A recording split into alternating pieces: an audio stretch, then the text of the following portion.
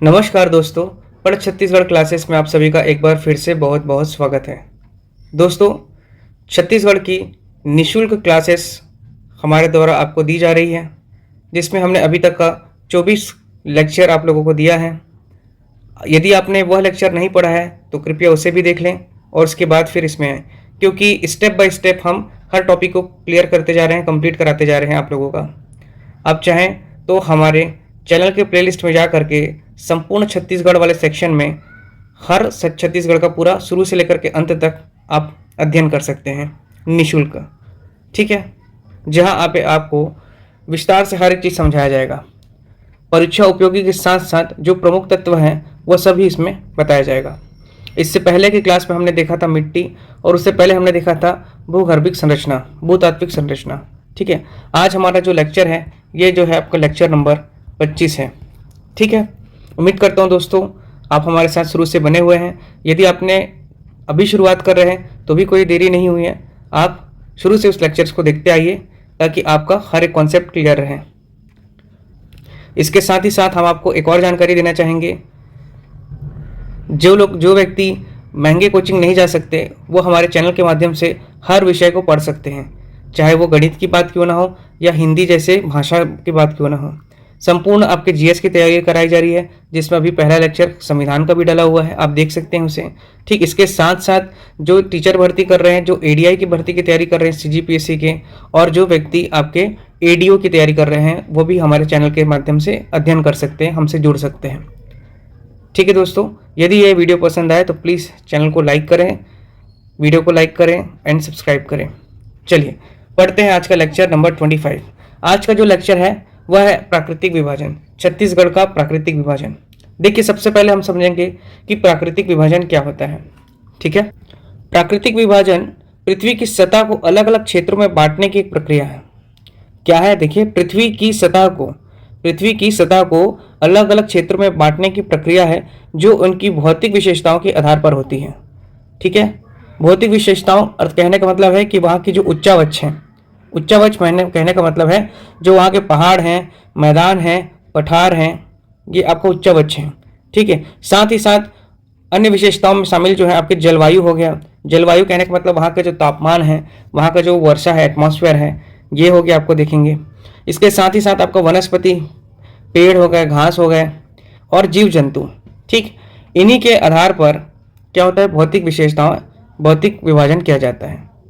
ठीक है, चलिए आप लोग भी अपने कॉपी में लिख लीजिए इसे, है ना। पहली बात, क्या होता है प्राकृतिक विभाजन, समझ के पढ़िए हमारे साथ, आप समझ के पढ़िए, रटना नहीं है, समझ के पढ़ना है। हम देखिए, आप गणित को भी हम पढ़ा रहे हैं तो उसमें पूरा आपका कॉन्सेप्ट क्लियर कराए जा रहे हैं। कॉन्सेप्ट अगर क्लियर रहेगा आपका, तब आप हर क्वेश्चन बना सकते हैं, यदि आपका बेस क्लियर रहेगा तो।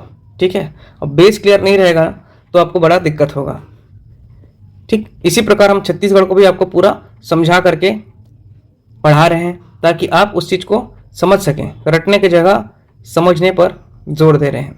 ठीक, प्राकृतिक विभाजन क्या बताया हमने, प्राकृतिक विभाजन के बारे में कि यह पृथ्वी की सतह को अलग अलग क्षेत्रों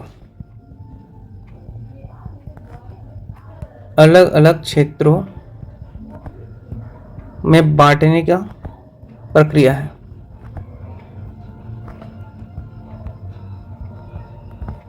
ठीक है, प्राकृतिक विभाजन क्या है, यह पृथ्वी की सतह को अलग अलग क्षेत्रों में क्या है, बांटने की प्रक्रिया है, जो उनकी भौतिक विशेषताओं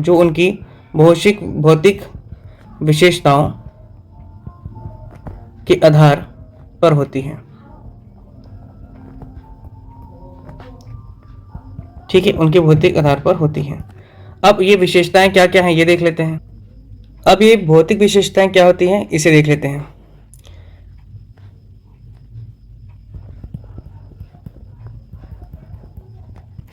भौतिक विशेषताएं, इस पे क्या क्या शामिल है आपका भौतिक विशेषताएं में, देखिए उच्चावच आपको लिखा रहेगा। ठीक है, अब ये शब्द हर कोई जानता नहीं। उच्चावच मतलब होता है वहाँ का, उस धरातल, उस जगह का, उस क्षेत्र का आपका पहाड़ हो गया, मैदान हो गया, पठार हो गया, ठीक, धरातल हो गया, ये सभी क्या है आपके उच्चवच हैं। ठीक, पहला विशेषता ये हो गया। दूसरा वहाँ का आपका क्या है, जलवायु। ठीक, जलवायु, जलवायु में क्या क्या आ जाता है आपका, जैसे कि आपका तापमान हो गया, ठीक, वर्षा हो गया, आर्द्रता हो गया, आर्द्रता को हिंदी में इंग्लिश में बोलते हैं ह्यूमिडिटी, ठीक है, नमी। ठीक, तीसरा जो हो गया, तीसरी विशेषता के आधार पर आपका भौतिक विभाजन होता है वह है आपका वनस्पति। वनस्पति मतलब कि पेड़ पौधे हो गए, पेड़ पौधे, घास फूस हो गया, ठीक है। और आपका एक हो गया जीव जंतु, जीव जंतु, ठीक, जीव जंतु, फ्लोरा एंड फौना, ठीक, इंग्लिश में। ये सभी चीज जो है आपकी, है ना, ये सभी शामिल रहते हैं। इसी के आधार पर क्या किया जाता है, भौतिक विभाजन। ठीक, यही आपकी भौतिक विशेषताएं हैं, याद रखेंगे। क्या आपका उच्चवच, जिसके अंतर्गत क्या आ गया आपका पहाड़, मैदान, पठार, धरातल। दूसरा आपका भौतिक विशेषता था जलवायु, इसके अंतर्गत आपका तापमान, वर्षा, आर्द्रता, ये सभी चीजें शामिल हैं। तीसरा आपका हो गया वनस्पति, जिसमें पेड़ पौधे और घास पत्ती ये सब आते हैं। और चौथा हो गया जीव जंतु, ठीक है, एनिमल। हम आज पढ़ रहे हैं छत्तीसगढ़ का प्राकृतिक विभाजन, है ना, लेकिन हमको ये भी जानना जरूरी है कि भारत के प्राकृतिक विभाजन कितने हैं। तो यहाँ पर एक बार देख लेते हैं। भारत को, हमारे देश को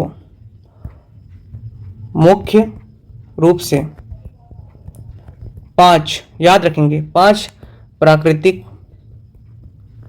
ठीक है, विभाजनों में बांटा गया है।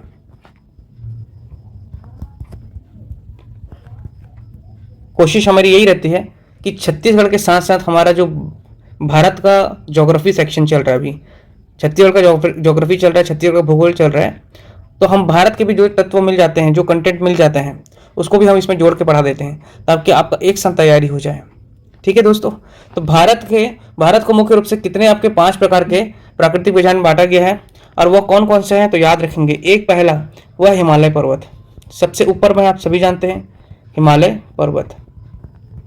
दूसरा आपका कौन सा है, उत्तर भारत का विशाल मैदान, उत्तर भारत का विशाल मैदान, ठीक है। तीसरा जो है आपका वह है प्रायद्वीपीय पठार, ये अभी मैप में देखेंगे हम, ठीक है, ये सभी क्षेत्रों को। चौथा जो है आपका है वो तटीय मैदान, तट वाले मैदान को तटीय मैदान कहते हैं। पांचवा जो है भारतीय द्वीप, भारतीय द्वीप जिसको बोलते हैं इंडियन आइलैंड्स। सबसे पहले कौन सा बोला, हिमालय पर्वत। देखिए ये जो आपका भौतिक प्रदेश है, ये पहला आपका भारत का भौतिक प्रदेश है, कौन सा, हिमालय पर्वत। दूसरा हो गया उत्तर भारत का विशाल मैदान, ये जो दिख रहा है आपका उत्तर भारत का विशाल मैदान है, ये कौन सा क्षेत्र है, गंगा का मैदान, ठीक है, याद रखेंगे। पहला वाला कौन सा हो गया आपका, ये फर्स्ट हो गया हिमालय पर्वत वाला, हिमालय पर्वत। दूसरा हमने देखा आपका उत्तर भारत का विशाल मैदान, ठीक है, ये फर्स्ट है, आपको याद रखेंगे, ये सेकंड है उत्तर भारत का विशाल मैदान। तीसरा हमने देखा आपका प्रायद्वीपीय भारत, प्रायद्वीपीय पठार, ये क्षेत्र जो दिख रहा है आपका प्रायद्वीपीय पठार है ये, ठीक है, क्या है ये, प्रायद्वीपीय पठार, ठीक। इसका पूरा डिटेलिंग हमने पढ़ा है भौतिक विभाजन आपका भूगर्भिक संरचना में, ठीक है। प्रायद्वीपीय पठार को वहाँ पे अच्छे से देखा हमने। इसके बाद आपका हमने कहा कि तटीय मैदान के बाद हम लोग देख लिए, प्रायद्वीपीय पठार के बाद है आपका तटीय मैदान। तटीय वाला मैदान ये वाला क्षेत्र हो गया आपका पूरा तट वाला, ठीक है, ये सब आपका तट वाला क्षेत्र हो गया। जितना भी आपका समुद्री तट वाले क्षेत्र हैं ये कंप्लीट, ये सब आपका तटीय क्षेत्र है, ठीक। तो ये वाले क्षेत्र आपका कौन सा है, चौथा भौतिक प्रदेश, भारत का चौथा भौतिक प्रदेश कौन सा आपका, तटीय मैदान। और आपका पांचवा जो है आपका भारतीय द्वीप, ये जो आइलैंड दिख रहा है आपका अंडमान एंड निकोबार आइलैंड, लक्षद्वीप, ठीक, यहाँ पे पुडुचेरी भी है ना। तो ये सब क्या हो गया आपका द्वीप, ठीक है। तो भारतीय द्वीप ये पांचवा आपका भौतिक प्रदेश है भारत का, ठीक, इसको ध्यान रखना है आप लोगों को। वर्तमान में अभी अंडमान एंड निकोबार आइलैंड का राजधानी बदल गया है, ध्यान रखेंगे, जिसका नाम कर दिया गया है विजयपुरम, ठीक है, ध्यान रखेंगे इसे। तो ये आपके भारत के कुल 5 क्या है प्राकृतिक विभाजन प्रदेश हैं, ठीक है। कौन सा? एक तो हो गया प्रायद्वीपीय पठार, हिमालय का पर्वत, उत्तर भारत का विशाल मैदान, आपका हो गया तटीय क्षेत्र और आपका भारतीय द्वीप। ये 5 प्राकृतिक विभाजन में आपका भारतीय प्राकृतिक प्रदेश को बांटा गया है, ठीक है। चलिए अब छत्तीसगढ़ के प्राकृतिक अर्थात भौतिक विभाजन देखते हैं, ठीक है।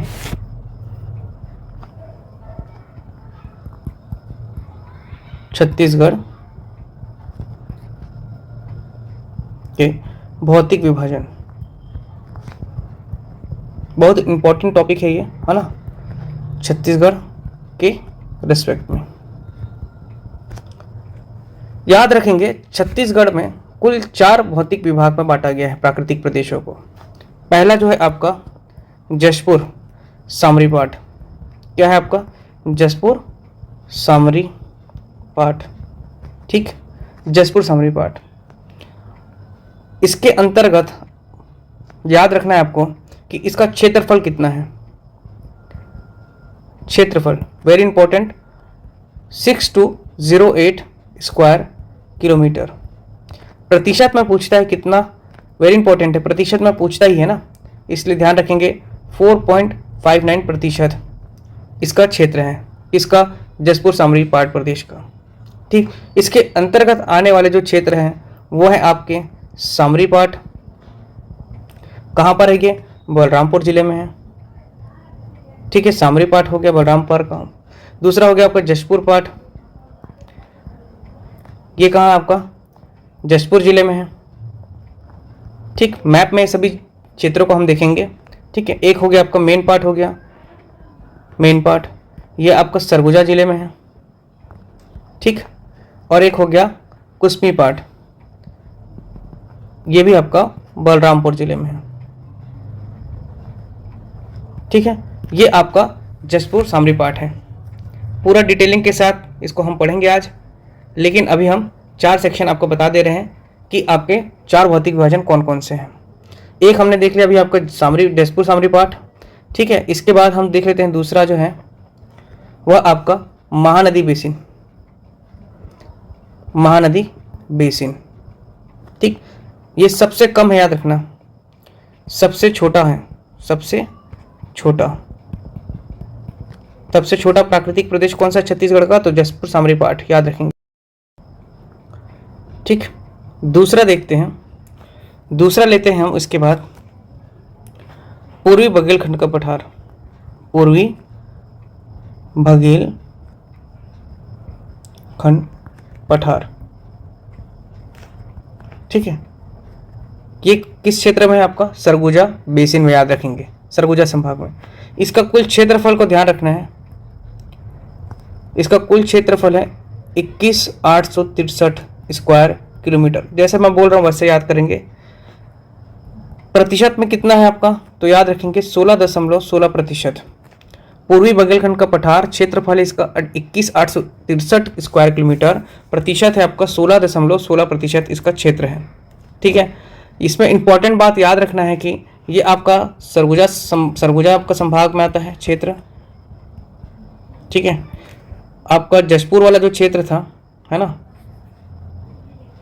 यहाँ पर इसे भी आप लिख लीजिएगा कि ये सरगुजा संभाग वाला क्षेत्र था आपका जशपुर सामरी पाठ, है ना, किस संभाग में आता है, तो सरगुजा संभाग।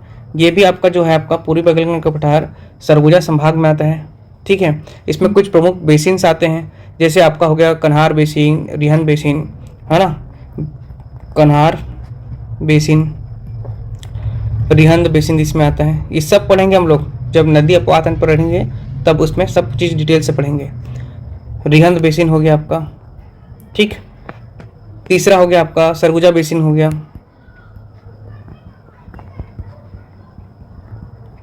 और आपका हसदेव रामपुर बेसिन, ये सभी क्षेत्र इसमें आते हैं। पूरा बेसिन वाला क्षेत्र इसमें देखने को मिलेगा आपको। ठीक है, अभी मैप में ये सब क्षेत्रों को हम देखेंगे।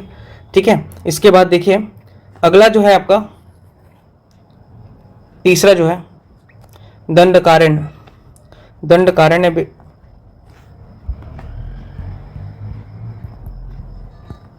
दंडकारण्य। ठीक है, तीसरा जो आपका प्राकृतिक प्रदेश है या भौतिक विभाग है वो आपका कौन सा है? दंडकारण्य। ठीक, कहाँ पर है ये? ध्यान रखेंगे, संपूर्ण बस्तर संभाग। ठीक है, छत्तीसगढ़ का सबसे दक्षिणतम संभाग जो है आपका बस्तर संभाग। क्षेत्रफल कितना है इसका याद रखेंगे, इंपॉर्टेंट है सभी का क्षेत्रफल याद रखना। जैसे अभी हमने जसपुर का देखा, कितना देखा था? 6208 स्क्वायर किलोमीटर। उसका प्रतिशत कितना था? तो याद रखेंगे 4.59%। ठीक, कौन कौन सा क्षेत्र था? तो कुसमी आपका हो गया, Samri part, Kusmi part, Jashpur part, main part. ठीक, याद ऐसे ही रखना है, आपको भी आंख बंद करना है, रिकॉल करना है सब चीज़ों को। ठीक, उसके बाद हमने देखा आपका पूर्वी बघेलखंड का पठार, दूसरा आपका प्राकृतिक प्रदेश। इसके अंतर्गत हमने देखा आपका कितना क्षेत्रफल था? 21,863 स्क्वायर किलोमीटर, और प्रतिशत कितना था आप उसका? तो 16.16%।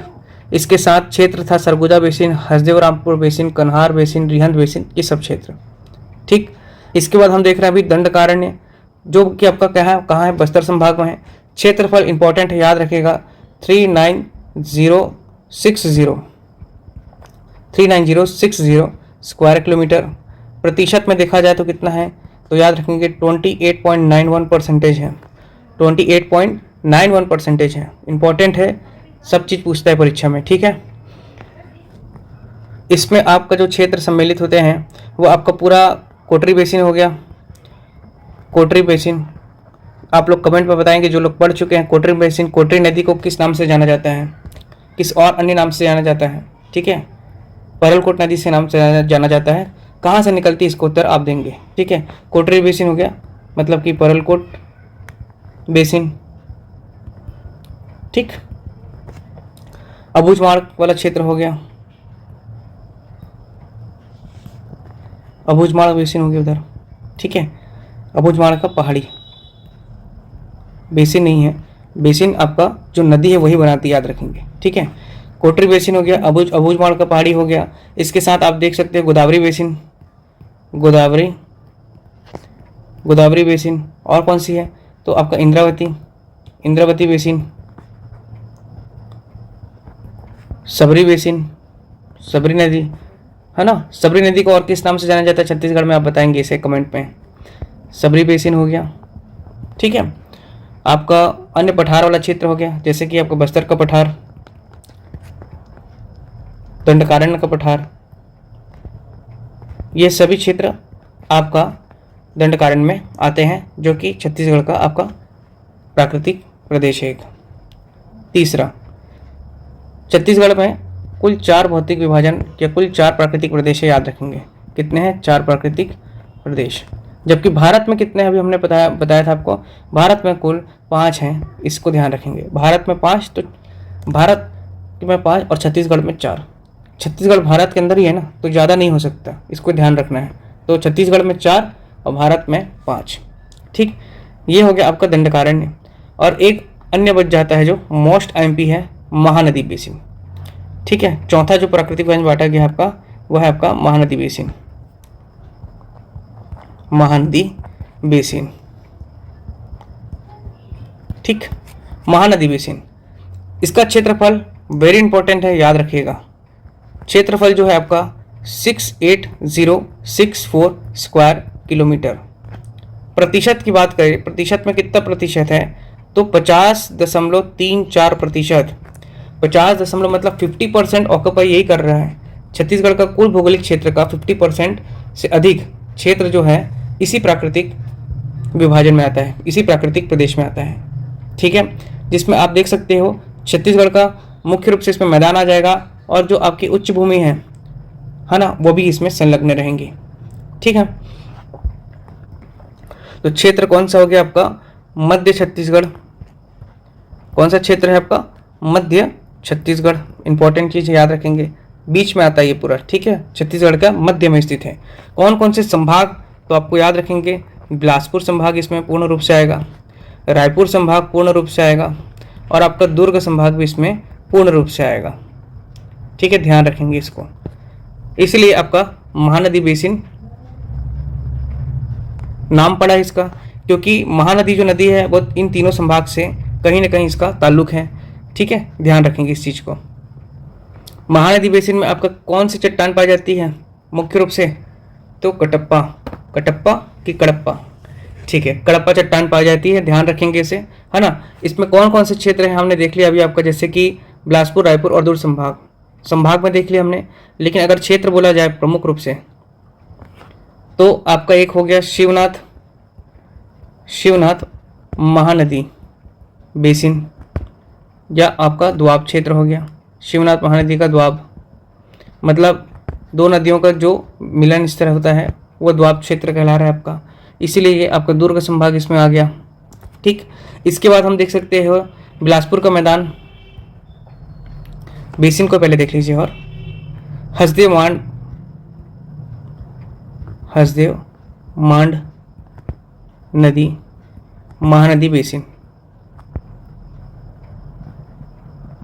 आपका जो ये भी बिलासपुर संभाग का क्षेत्र है, पूरा बिलासपुर में आएगा ये आपका, ठीक है। इसके बाद आपका एक देख सकते हैं महानदी बेसिन स्वयं से, ठीक है, महानदी बेसिन हो गया। इसके साथ साथ आप बिलासपुर के मैदान को ध्यान रखेंगे, बिलासपुर मैदान, ठीक है, और सीमांत उच्च भूमि वेरी इंपॉर्टेंट है, सीमांत उच्च भूमि, क्योंकि सीमांत उच्च भूमि में कौन कौन से क्षेत्र आते हैं आपके? एक तो हो गया मेकल श्रेणी, ठीक है, छत्तीसगढ़ का पश्चिमी क्षेत्र, मध्य पश्चिमी क्षेत्र, ठीक, और आपका हो गया रायपुर उच्च भूमि, रायपुर उच्च भूमि, ये सभी क्षेत्र आपके महानदी बेसिन में आएंगे। इंपॉर्टेंट इसलिए है क्योंकि ये सर्वाधिक क्षेत्र ऑक्युपाई कर रहा है, याद रखेंगे, ठीक है, सर्वाधिक क्षेत्र मतलब 50.34% ये घेर रहा है। कुल इसका कितना आपका एरिया है? 68064 स्क्वायर किलोमीटर, ठीक, ध्यान रखेंगे महानदी बेसिन। जबकि हमने देखा इससे पहले दंडकारण्य, वह कितना था? तो दंडकारण्य जो था आपका वो था 39060, 28.91%, ओके। इसके पहले हमने देखा आपका कौन सा था? पूर्वी बघेलखंड का पठार, 21,863 स्क्वायर किलोमीटर, 16.16%। और उससे पहले हमने देखा सबसे पहले जो कि जसपुर सामरी पाट प्रदेश, जो कि उसका कुल भौगोलिक क्षेत्र था आपका 6208 स्क्वायर किलोमीटर, ओके, और परसेंटेज में देखा जाए तो 4.59% था, इसको ध्यान रखना है। अब ये सभी क्षेत्रों को हम मैप में देख लेते हैं। ये देखिए,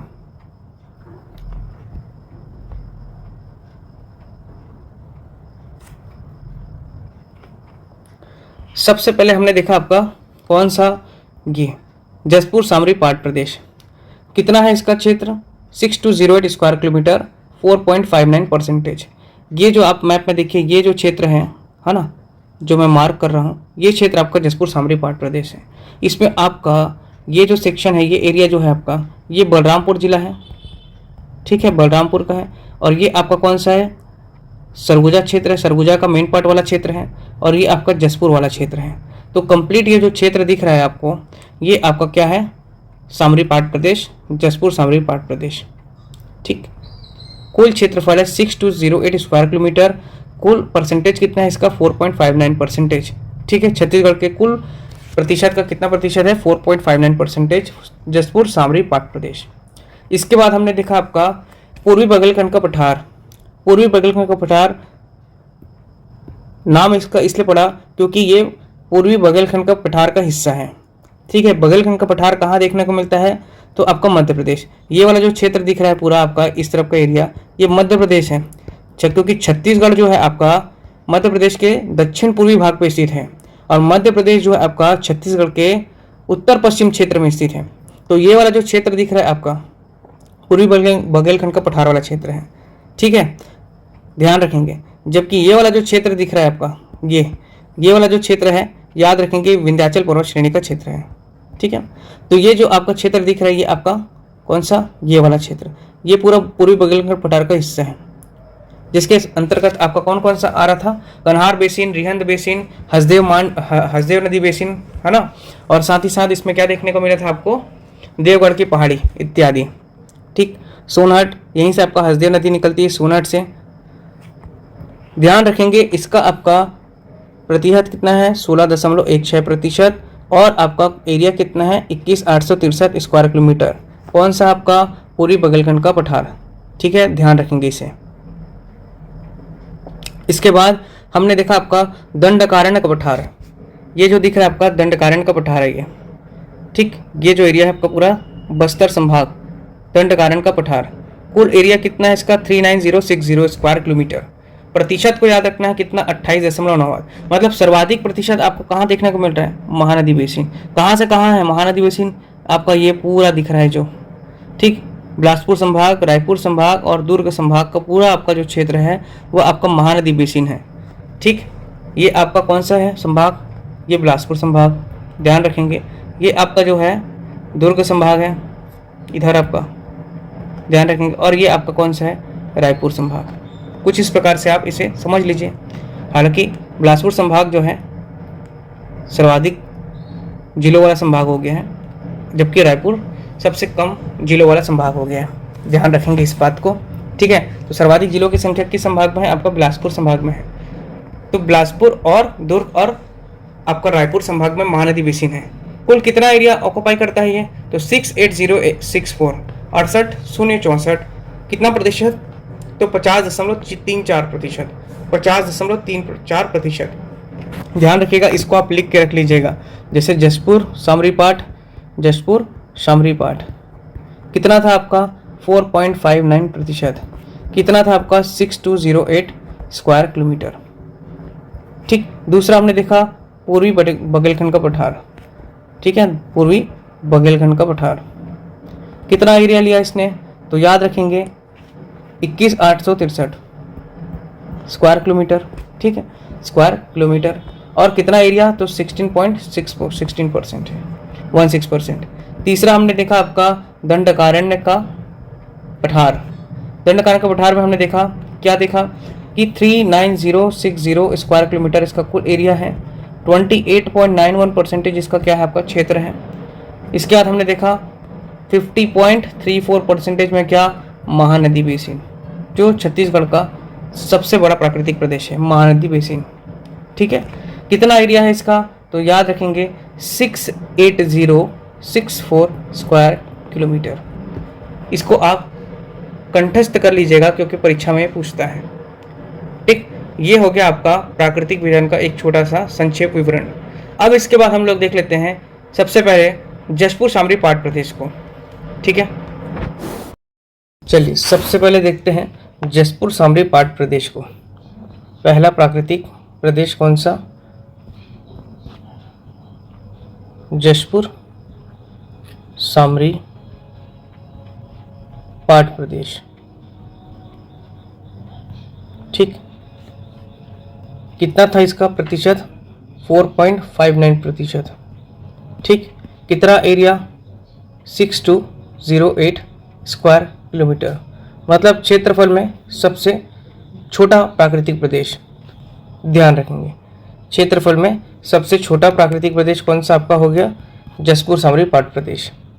ठीक, जसपुर सामरी पाठ प्रदेश को समझने से पहले हमको ये समझ लेना चाहिए कि पाठ क्या होता है। पाठ क्या होता है, ठीक, पाठ जो है आपका किसी भी पठारी क्षेत्र का जो आपका समतल ऊपरी भाग होता है। मान लीजिए आपने ये एक पठारी क्षेत्र देखा है, ठीक, ये एक क्षेत्र है। अब ये क्या पठार है, ये पठारी क्षेत्र का जो समतल भाग दिख रहा है आपको, ये जो समतल भाग, इसी को ही क्या कहते हैं, ये कहलाता है आपका पाठ। ठीक है, क्या कहलाता है आपका पाठ। ठीक है, ध्यान रखेंगे इस चीज़ को। जो ये ऊंचा भाग दिख रहा है, ऊंचा भाग का ना जो समतल भाग है, ये समतल, ये प्लेन एरिया दिख रहा है आपको। ये कौन सा एरिया दिख रहा है, ये प्लेन एरिया दिख रहा है ना। यही प्लेन एरिया का जो आपका क्या है एरिया है, उसी के जो शीर्ष भाग है इसी को क्या कह रहे हैं, पाठ। पाठ को ही आपको क्या बोल सकते हो, पार्श्व, ठीक है, प्लेन। ध्यान रखेंगे इसको, ठीक है दोस्तों। एक होता है पहाड़ पर्वत, आप सब देखें ऐसा बनता है पर्वत। यही दो पर्वत के बीच का जो क्षेत्र है, घाटी वाला क्षेत्र है, ये आपका क्या कहलाता है, पठारी क्षेत्र कहलाता है। इसी पठारी क्षेत्र में जो समतल एरिया के होते हैं उसी को क्या कहते हैं, पाट कहते हैं। ध्यान रखिएगा इसको, ठीक।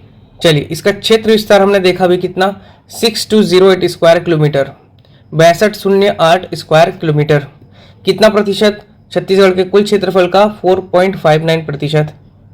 संपूर्ण कौन कौन सा जिला है इसमें, जसपुर जिला आ जाएगा, संपूर्ण आपका जसपुर जिला। अभी हमने देखा आपका मैप में जसपुर जिला आ रहा है, और बलरामपुर जिला का सामरी तहसील, बलरामपुर देखा हमने, बलरामपुर जिले का कौन सा, सामरी तहसील, सामरी तहसील। इसके साथ साथ हमने सरगुजा जिला भी देखा था। एक तो जसपुर जिला देखा था हमने, यहाँ आप मैप में देखिए, हम आपको बताए थे कि जसपुर जिला, एक ही बलरामपुर जिला। तो बलरामपुर जिला का कौन सा बताया मैंने अभी कि सामरी क्षेत्र, दूसरा आपका जसपुर जिला संपूर्ण रूप से, और तीसरा सरगुजा जिला का मैं बोला पार्ट प्रदेश, जैसे कि आपका मेन पार्ट हो गया। तो सरगुजा जिले का कौन कौन सा हो गया, सरगुजा जिले का पार्ट प्रदेश।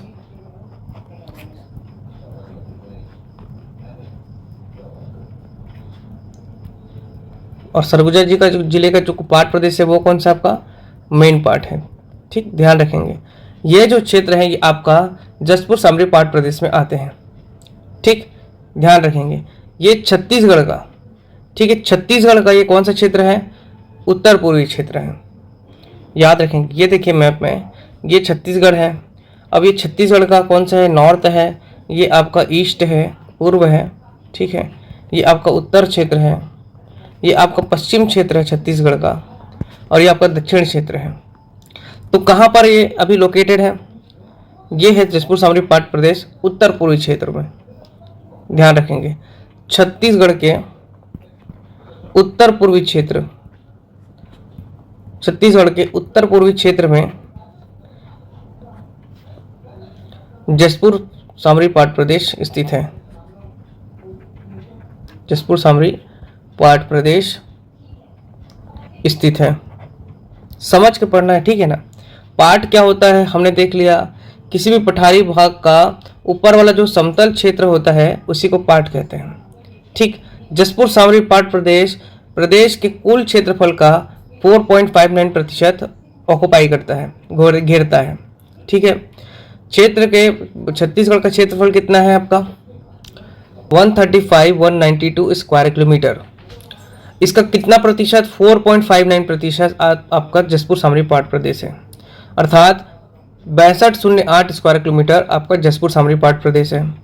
कौन कौन से क्षेत्र में है, तो आपका संपूर्ण जसपुर जिला याद रखना है, इसके साथ साथ बलरामपुर जिले का सामरी कुसमी तहसील, और साथ ही साथ आपका सरगुजा जिले का पार्ट प्रदेश अर्थात मेन पार्ट, ठीक है। ये जो क्षेत्र है ये छत्तीसगढ़ के उत्तर पूर्वी क्षेत्र में हमने देखा इसे, ठीक। इसको बात इंपॉर्टेंट याद रखना है कि ये जो छत्तीसगढ़ का उत्तर पूर्वी क्षेत्र है वो और कौन सा क्षेत्र के नाम से जाना जाता है, तो जो छत्तीसगढ़ का उत्तर पूर्वी क्षेत्र है उसको बोला जाता है छोटा नागपुर, ठीक है, छोटा नागपुर का पठार। अब देखिए छोटा नागपुर का पठार, जो व्यक्ति भारत का भूगोल पढ़े वो समझ जाएंगे, लेकिन लोग कंफ्यूज हो जाएंगे ये नागपुर देख करके। नागपुर तो सब लोगों को पता है कहाँ है, महाराष्ट्र में है। तो लोग क्या सोचेंगे महाराष्ट्र वाला क्षेत्र जो है वो तो पश्चिम में पड़ता है। तो छोटा नागपुर का पठार अगर ऑप्शन में कभी फंसा देता है कि जो उत्तर आपका जसपुर सामरी पार्ट प्रदेश है वो किस क्षेत्र में आता है, और ऑप्शन दे दिया जाएगा छोटा नागपुर का पठार या उड़ीसा दे दिया जाएगा, या आपका देख लिया जाएगा पूर्वी बघेलखंड का पठार, और इनमें से कोई नहीं, तो लोग तो छोटा नागपुर का पठार नहीं लगाएंगे जो पढ़े नहीं हैं, है ना। क्योंकि छोटा नागपुर का पठार लोग नागपुर का पठार का सोचेंगे, और नागपुर का पठार ऐसा कुछ है नहीं। छोटा नागपुर का पठार जो है आपको झारखंड में आता है। तो ये आपका जो ये वाला जो आपका स्थल है कौन सा, ये वाला जो क्षेत्र ये जो क्षेत्र है ये आपका झारखंड राज्य आता है, ये वाला क्षेत्र छत्तीसगढ़ से लगा हुआ है ना। छत्तीसगढ़ से लगा हुआ कौन सा राज्य है ये, यहाँ पर आपका झारखंड राज्य है। तो झारखंड राज्य में आपका छोटा नागपुर का पठार है, ठीक, छोटा नागपुर का यहाँ पर पठार है आपका। इसीलिए ये क्षेत्र जो है आपका जसपुर सामरी पाठ का जो आपका भौगोलिक स्वरूप है वो छोटा नागपुर पठार का ही हिस्सा है। हालांकि ये छत्तीसगढ़ में आता है, लेकिन जो आपका मेन एरिया है छोटा नागपुर का पठार का ही हिस्सा है, ठीक। इसलिए इसको ध्यान रखना है कि जसपुर सामरी पाठ प्रदेश छोटा नागपुर के पठार का, क्योंकि छोटा नागपुर पठार का ये कौन सा भाग है, पश्चिमी भाग है। इस चीज़ को ध्यान रखेंगे, ठीक है। इसके बाद देखिए, अब इसमें हमने देख लिया कि कौन कौन सा जिला आ रहा है। संपूर्ण जसपुर जिला बताया हमने, बलरामपुर जिला बताया, बलरामपुर जिले का सामरी कुसमी तहसील, ठीक है, सामरी कुसमी तहसील, ठीक है। सरगुजा जिले के पाट प्रदेश, ठीक, कौन से क्षेत्र में आता है, तो छत्तीसगढ़ के उत्तर पूर्वी क्षेत्र जसपुर सामरी पाट प्रदेश स्थित है। छोटा नागपुर का पठार का ये पश्चिमी भाग है। कौन सा भाग है, याद रखेंगे, पश्चिमी भाग। याद रखिएगा, नागपुर जो है महाराष्ट्र में आता है, लेकिन छोटा नागपुर का जो पठार है वो आपका झारखंड का हिस्सा है, ठीक है। तो छोटा नागपुर का जो पठार है वो उसका पश्चिमी क्षेत्र आपका छत्तीसगढ़ में आता है। ध्यान रखेंगे, जो छोटा नागपुर का पठार है वो कहाँ कहाँ विस्तृत है आपका, तो एक तो छत्तीसगढ़ में विस्तृत है, दूसरा आपका बिहार में, तीसरा आपका हो गया झारखंड में ही मुख्य रूप से है ना, और जो चौथा जो है आपका उड़ीसा, ठीक, यहाँ तक ये फैला हुआ है। छोटा नागपुर के पठार को या फिर आपका झारखंड को, है ना, क्या कहा जाता है, भारत का रूर प्रदेश क्यों कहा जाता है, क्योंकि ये औद्योगिक क्षेत्र के लिए बहुत फेमस है। और क्योंकि यहाँ पे मुख्य रूप से कोयला, लोहा, तांबा, अभ्रक आदि खनिज पाए जाते हैं। मतलब खनिज की दृष्टि से देखा जाए तो बहुत प्रचुर है, यहाँ पे बहुत ही ज़्यादा आपका भंडारण है ये सभी खनिजों का। इसलिए छोटा नागपुर पठार को भारत का रूर प्रदेश कहा जाता है। यहाँ देखने को मिलेगा आपको दामोदर घाटी, और दामोदर घाटी में क्या मिलता है आपका, कोयले का विशाल भंडार है। ये सब चीज़ें हम लोग भारत के भूगोल में पढ़ेंगे। अभी यहाँ पर देखिए कि जसपुर सामरी पाट प्रदेश जो है वो छोटा नागपुर पठार का पश्चिमी भाग है, ठीक है। छोटा नागपुर के पठार को भारत का रूर प्रदेश भी कहा जाता है, ठीक है। चलिए, अब जसपुर सामरी पाट प्रदेश में आने वाले कौन कौन से पाठ हैं उसको देख लेते हैं। पाठ कौन कौन से हैं, एक तो हमने देखा था आपका सामरी पाठ कहाँ था आपका, बलरामपुर जिला में था, ठीक है। सामरी पाठ हो गया। सामरी पाठ को ही ऊपरी पाठ भी कहा जाता है, याद रखेंगे, क्योंकि ये सबसे ऊपर में स्थित है, ठीक है। सामरी पाठ क्या है आपका, ऊपरी पाठ के नाम से भी जाना जाता है। ऊपरी पाठ के बाद हम लोग देख लिए ऊपरी पाठ। तो ऊपरी पाठ के नीचे सबसे नीचे कौन है आपका, जसपुर पाठ, और ये सबसे निचली पाठ है, ठीक है। याद रखेंगे इसको, प्रश्न कर सकता है कि जसपुर सामरी पाठ प्रदेश में सबसे निचली पाठ या नीचे वाला पाठ कौन सा है, ठीक है। इसके बाद देखिए आप, है ना, ऊपरी पाठ हो गया, निचली पाठ हो गया आपका, ठीक है, या ऊपरी घाट बोल सकते हैं या निचली घाट भी बोल सकते हैं इसे। फिर एक हमने देखा आपका मेन पाठ, ठीक, मेन पाठ हो गया आपका, जसपुर पाठ हो गया और सामरी पाठ हो गया। एक हो गया पंडरा पाठ, ठीक, ये भी जसपुर जिले में आता है। एक हो गया जारंग पाठ, ये बलरामपुर जिले में आता है, याद रखेंगे। सामरी पाठ हो गया। जमीर पाठ बॉक्साइट का मैदान है, याद रखेंगे। जमीर पाठ में क्या है, बॉक्साइट का मैदान, ठीक। और इसके बाद एक हो गया लहसुन पाठ।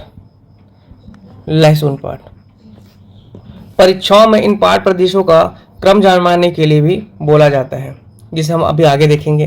पहले याद रखना है कि ये जो पाठ हैं, इतने पाठ आपको याद रखना है, जसपुर सामरी पाठ प्रदेश में आते हैं।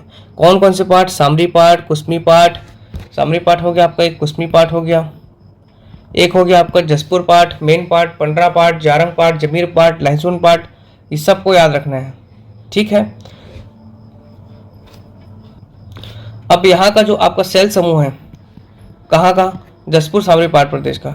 सेल समूह, कैसा सेल समूह है यहाँ का, तो याद रखेंगे अग्नेय शेल है, ठीक है, इग्नियस रॉक, अग्नेय शेल से निर्मित है ये, ठीक, इसको ध्यान रखेंगे। जो और यहाँ पे चट्टाने हैं, कौन कौन सी प्रमुख चट्टाने यहाँ पर, तो आपका हो गया धारवाड़, ठीक, धारवाड़ सेल समूह है यहाँ। लेटराइट है, बॉक्साइट मिलता है, बॉक्साइट, लेटराइट, ठीक है, याद रखेंगे इसको। नाइस की चट्टाने भी यहाँ पर है, धारवाड़ है तो नाइस भी मिलेगा आपको, ठीक। आर्केंट सेल समूह भी है यहाँ पर, इसको भी ध्यान रखना है आपको, ठीक है। अब यहाँ पे खनिज क्या पाया जाता है, देखिए खनिज मुख्य रूप से देखा जाए तो बॉक्साइट, ठीक, जारंग पाट, जमीर पाट, ये क्या अभी पढ़ा है मैंने आपको, बॉक्साइट का मैदान है जमीर पाट में। लहसुन पाट में भी आपको कौन सा खनिज मिलेगा, बॉक्साइट। जारंग पाट में भी आपको बॉक्साइट मिलेगा, मेन पाट में भी बॉक्साइट मिलेगा। मतलब ये जो पाट प्रदेश है वहाँ पे मुख्य रूप से कौन से खनिज पाया जा रहा है, तो बॉक्साइट, याद रखेंगे, ठीक। इसलिए सरगुजा और जो जसपुर वाला क्षेत्र है ना, यहाँ तक का कोरबा वाला क्षेत्र भी है। कोरबा वाला का नीचे वाला जो क्षेत्र है कोरबा जिले का, वो आपका पूरा कोयला है। ऊपर तरफ जाएंगे जैसे आपका सरगुजा संभाग से जैसे आपका सीमा बनाएगा तो आपका क्या मिलेगा, वहाँ पर बॉक्साइट मिलेगा, ठीक। बॉक्साइट आपका जो खनिज है वो किस चट्टान पे पाया जाता है, तो दक्कन शेल समूह पाया जाता है, ठीक है, ध्यान रखेंगे इस चीज़ को। अब इसका धरातल किस प्रकार से, याद रखेंगे धरातल, मतलब बनावट धरातल का कैसा है, तो याद रखेंगे सीढ़ी नुमा, ठीक, सीढ़ी नुमा है। सीढ़ी नुमा संरचना पर ही आपका क्या होता है, लेटराइट मिट्टी का निर्माण होता है। निच्छालन की विधि से लेटराइट मिट्टी का निर्माण होता है, और लेटराइट मिट्टी को छत्तीसगढ़ में और भाटा मिट्टी के नाम से भी जाना जाता है, ठीक। इसका जो एक प्रमुख बात है वो है आपका ढाल। ढाल किस ओर है, तो ये किस तरफ है, पूर्व की तरफ है, तो इसका ढाल किधर है, याद रखेंगे दक्षिण पूर्व की ओर, दक्षिण पूर्व की ओर इसका ढाल है। मैप में देख लीजिए, आ जाइए, ये आपका पूर्व क्षेत्र है। कौन सा क्षेत्र है आपका, ये पूर्वी क्षेत्र है ये, और इसका ढाल किधर है, दक्षिण की तरफ है इसका ढाल, ठीक, ये ढाल बन रहा है दक्षिण की ओर, और कौन से क्षेत्र में, ये पूर्व क्षेत्र में, इसलिए इसका जो ढाल है वो कौन सा आपका दक्षिण पूर्व की ओर है, ऐसा ऐसा ढाल है, ठीक, ध्यान रखेंगे इस चीज को। अब इसमें बहने वाली या इसमें पाई जाने वाली जो प्रमुख नदी है, नदियों के नाम देख लेते हैं कौन कौन सी नदी है। ये सब अभी पढ़ रहे हैं हम लोग जसपुर सामरी पाट प्रदेश, ठीक। तो इसमें पाई जाने वाली नदी कौन कौन सी प्रमुख नदियां जो हैं, वो है आपकी ईब नदी,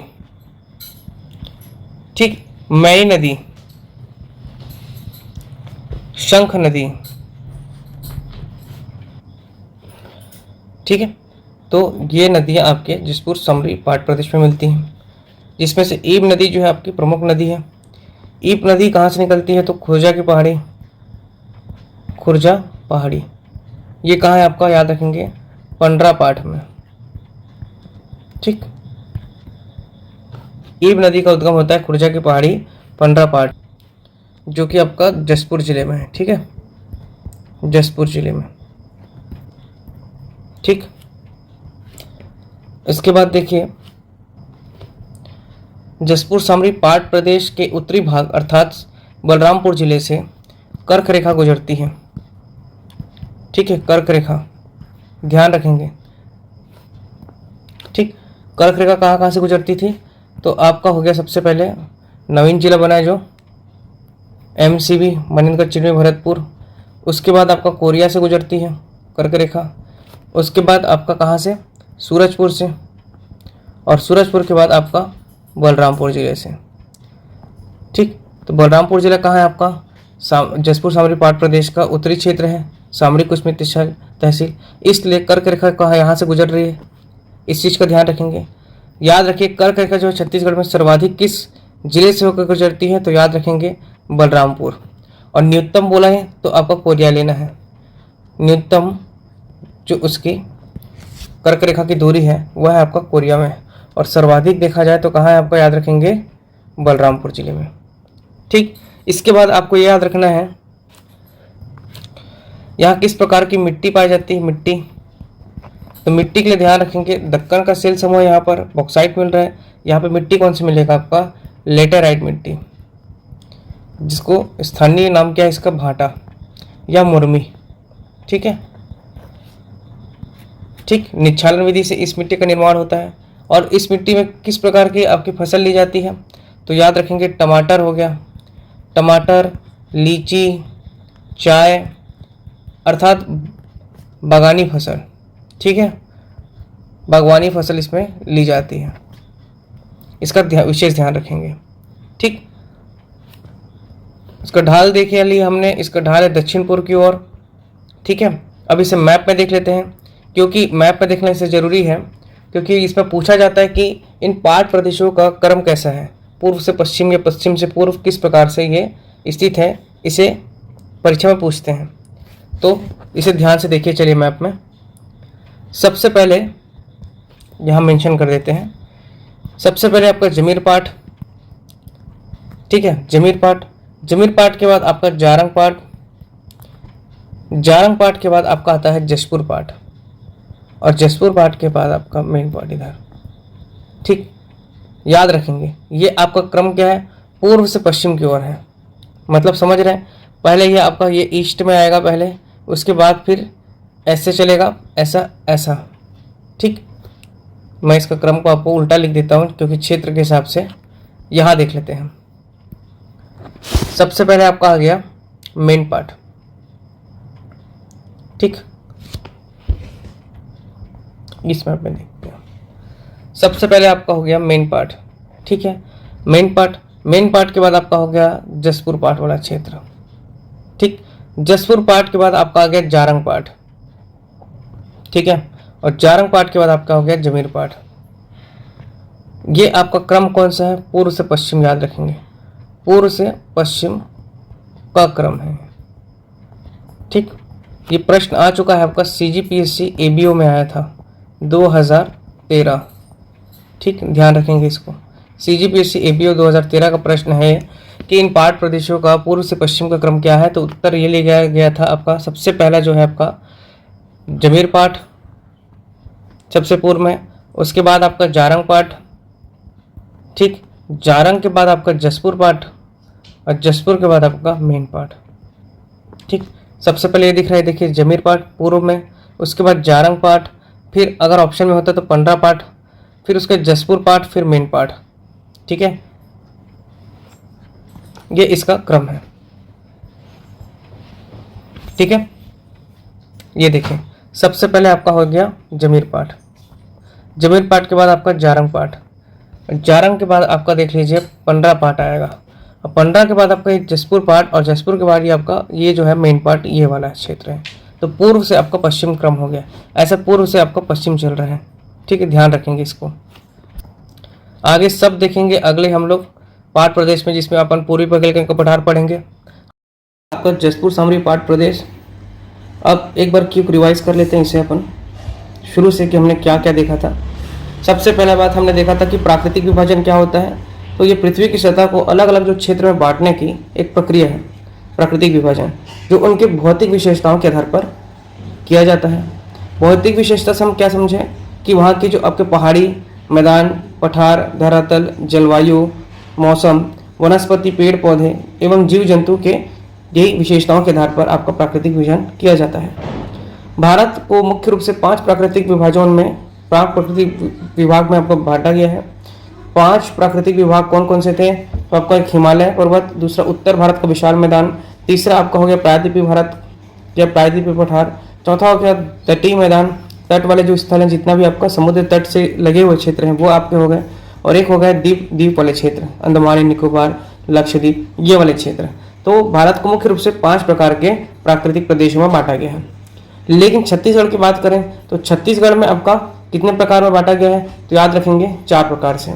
4 प्रकार कौन कौन से हैं आपके भौतिक विभाजन? एक है पहला आपका जसपुर सामरी पाठ प्रदेश, जसपुर सामरी पाठ प्रदेश, दूसरा हमने देखा पूर्वी बुंदेलखंड का पठार, तीसरा दंडकारण्य, और चौथा आपका महानदी बेसिन, जिसमें हमने आज क्या पढ़ा? जसपुर सामरी पाठ प्रदेश।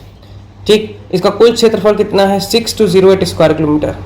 ठीक, प्रतिशत की बात करें तो छत्तीसगढ़ के कुल क्षेत्रफल का 4.59% इसका क्षेत्रफल है। ठीक है, किस संभाग में है? तो याद रखेंगे सरगुजा संभाग में। कौन कौन से जिला इसमें आते हैं? तो बलरामपुर, जसपुर और सरगुजा। ठीक, कौन कौन से पाठ आते हैं? तो सामरी पाठ, कुसमी पाठ, पंडरा पाठ, मेन पाठ, लहसुन पाठ और आपका जसपुर पाठ, ये वाले पाठ प्रदेश आते हैं। ठीक है, इसके बाद हमने देखा था पूर्वी बघेलखंड का पठार, उसका कुल क्षेत्र कितना है 21,863 स्क्वायर किलोमीटर, 16.16% इसका कुल क्षेत्रफल है, जो कि छत्तीसगढ़ का कुल क्षेत्रफल का ये क्षेत्र घिरता है। सरगुजा संभाग में स्थित है पूर्वी बघेलखंड का पठार।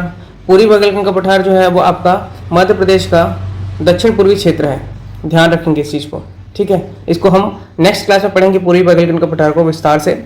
आज हम देख रहे थे कि जसपुर का सामरी पाट प्रदेश, ठीक। तो इसके बाद महानदी बेसिन ये सब हमने देख लिया।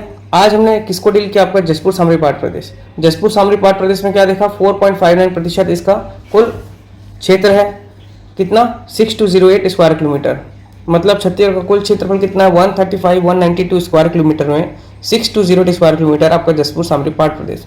अब पाट क्या बताया हमने, पाट क्या होता है, तो जो आपका जो पठार है, पठार का जो ऊपर वाला जो क्षेत्र होता है, जो प्लेन एरिया होता है, जो समतल होता है, सपाट होता है, उसी को ही पाट कहते हैं, ठीक है। पार्श्व बोलते हैं इसको, या फिर ध्यान रखेंगे इस चीज़ को। तो संपूर्ण जो जसपुर जिला है वो इसमें आता है। बलरामपुर जिले का आपको सामरी कुसमी तहसील, सरगुजा जिला का आपका मेन पार्ट वाला जो क्षेत्र है वह इसमें आता है, ठीक है। कौन सा क्षेत्र है ये, छत्तीसगढ़ का उत्तर पूर्वी क्षेत्र है। छत्तीसगढ़ का कौन सा क्षेत्र है ये, उत्तर पूर्वी क्षेत्र, ये उत्तर पूर्वी क्षेत्र है छत्तीसगढ़ का, ठीक है।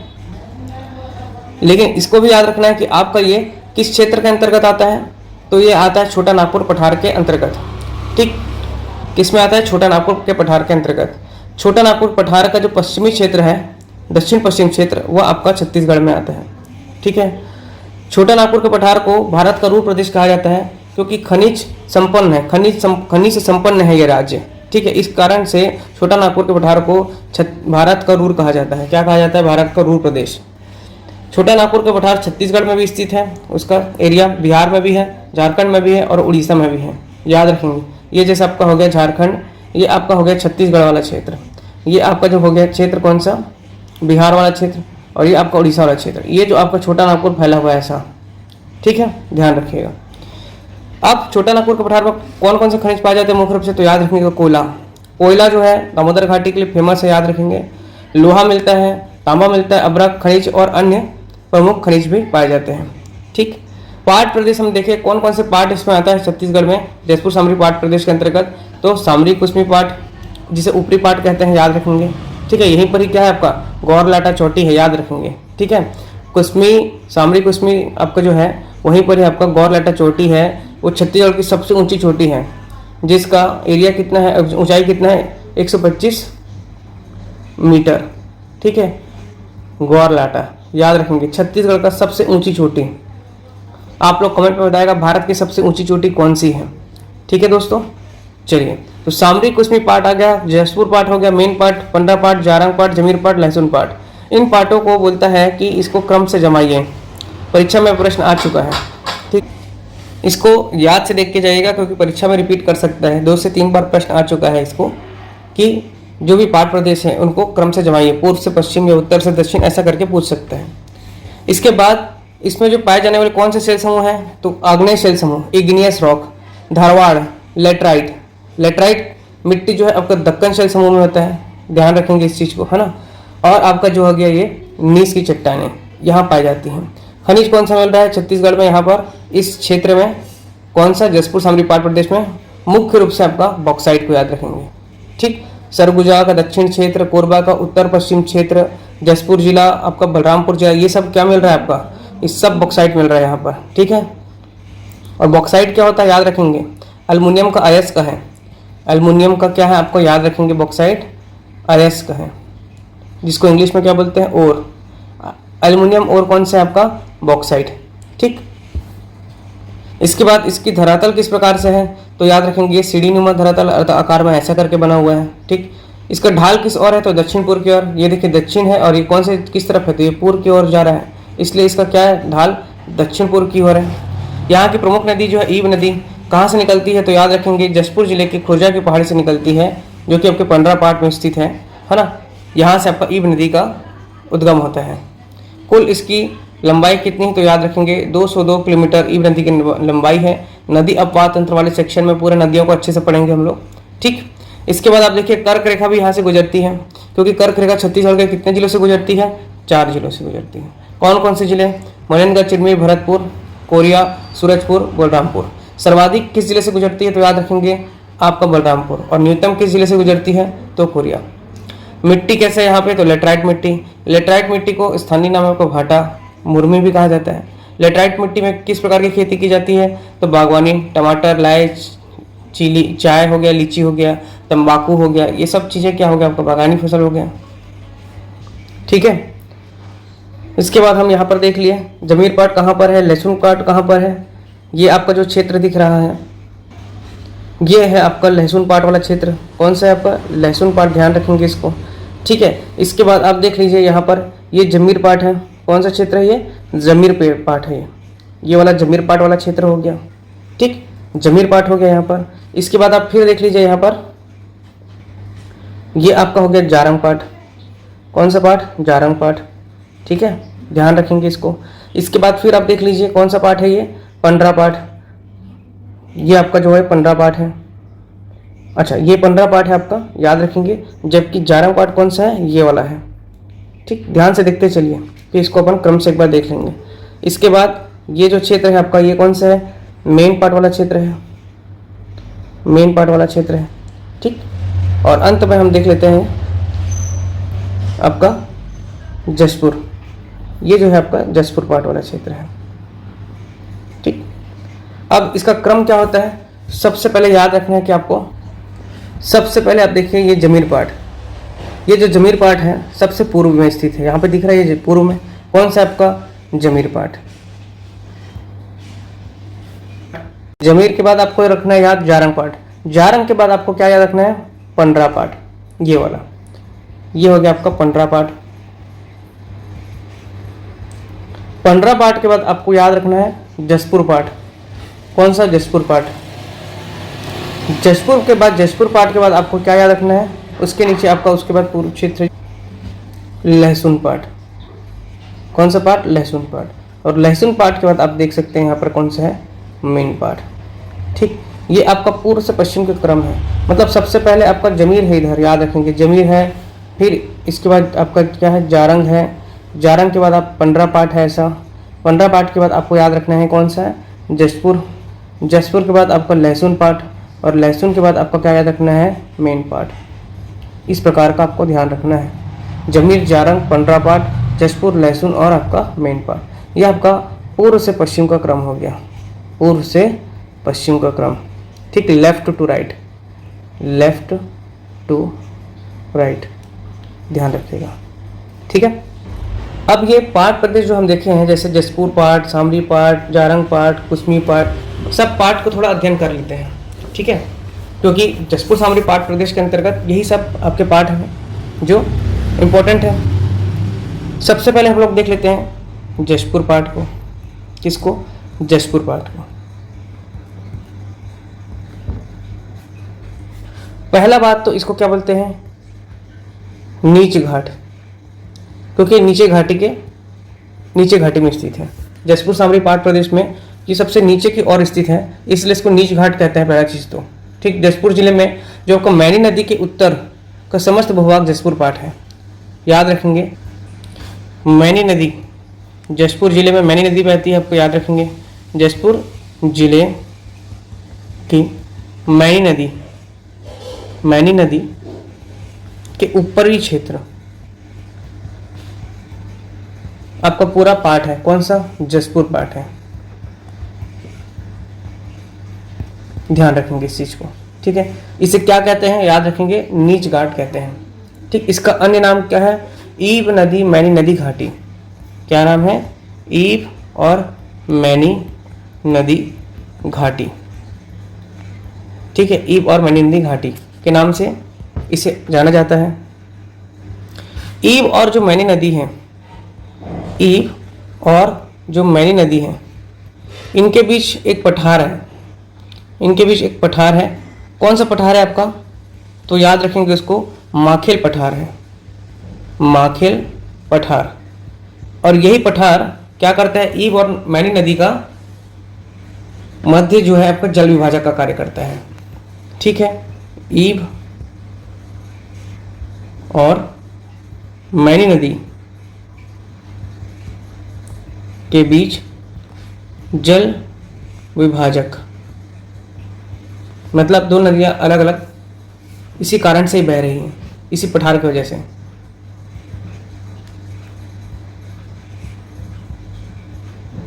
ठीक है, ध्यान रखेंगे इसको। अब इसका विस्तार देख लेते हैं कि जशपुर जिले में कहाँ पर इसका मुख्य रूप से विस्तार है। तो आपका जो बगीचा जो तहसील है, तहसील वाला जो सेक्शन पढ़े उसमें आप देख लीजिएगा। बगीचा हो गया आपका, जशपुर हो गया, जशपुर तहसील, कुनकुरी हो गया, ठीक है, कुनकुरी हो गया आपका, पत्थलगांव हो गया। ये तहसीलों में इसका मुख्य रूप से विस्तार है।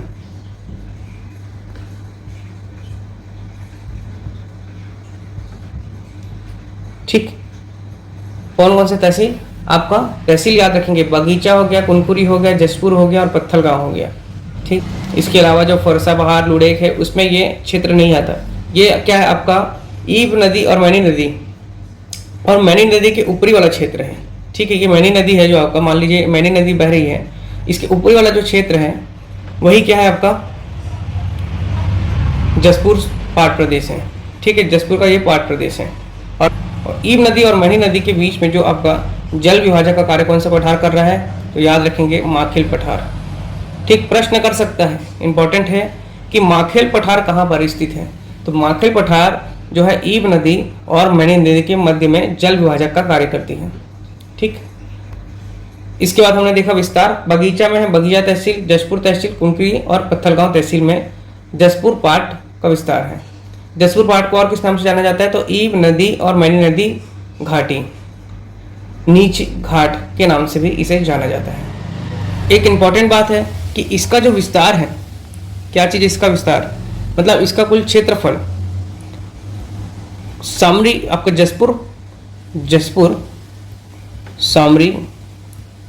जशपुर सामरी पाट के कुल क्षेत्रफल का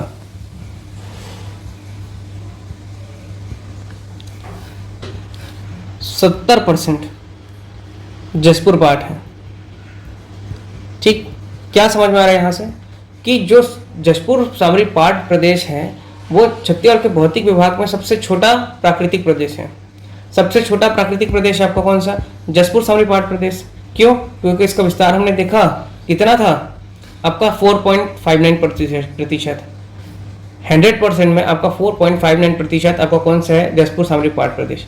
लेकिन यहाँ पर क्या बोल रहा है कि जो आपका जशपुर सामरी पाट प्रदेश के कुल क्षेत्रफल का 70% आपका क्या है? जशपुर पाट है। कहने का मतलब है पाट प्रदेशों में सबसे बड़ा पाट कौन सा है? जशपुर पाट। इसलिए जशपुर पाट सबसे बड़ा पाट प्रदेश है।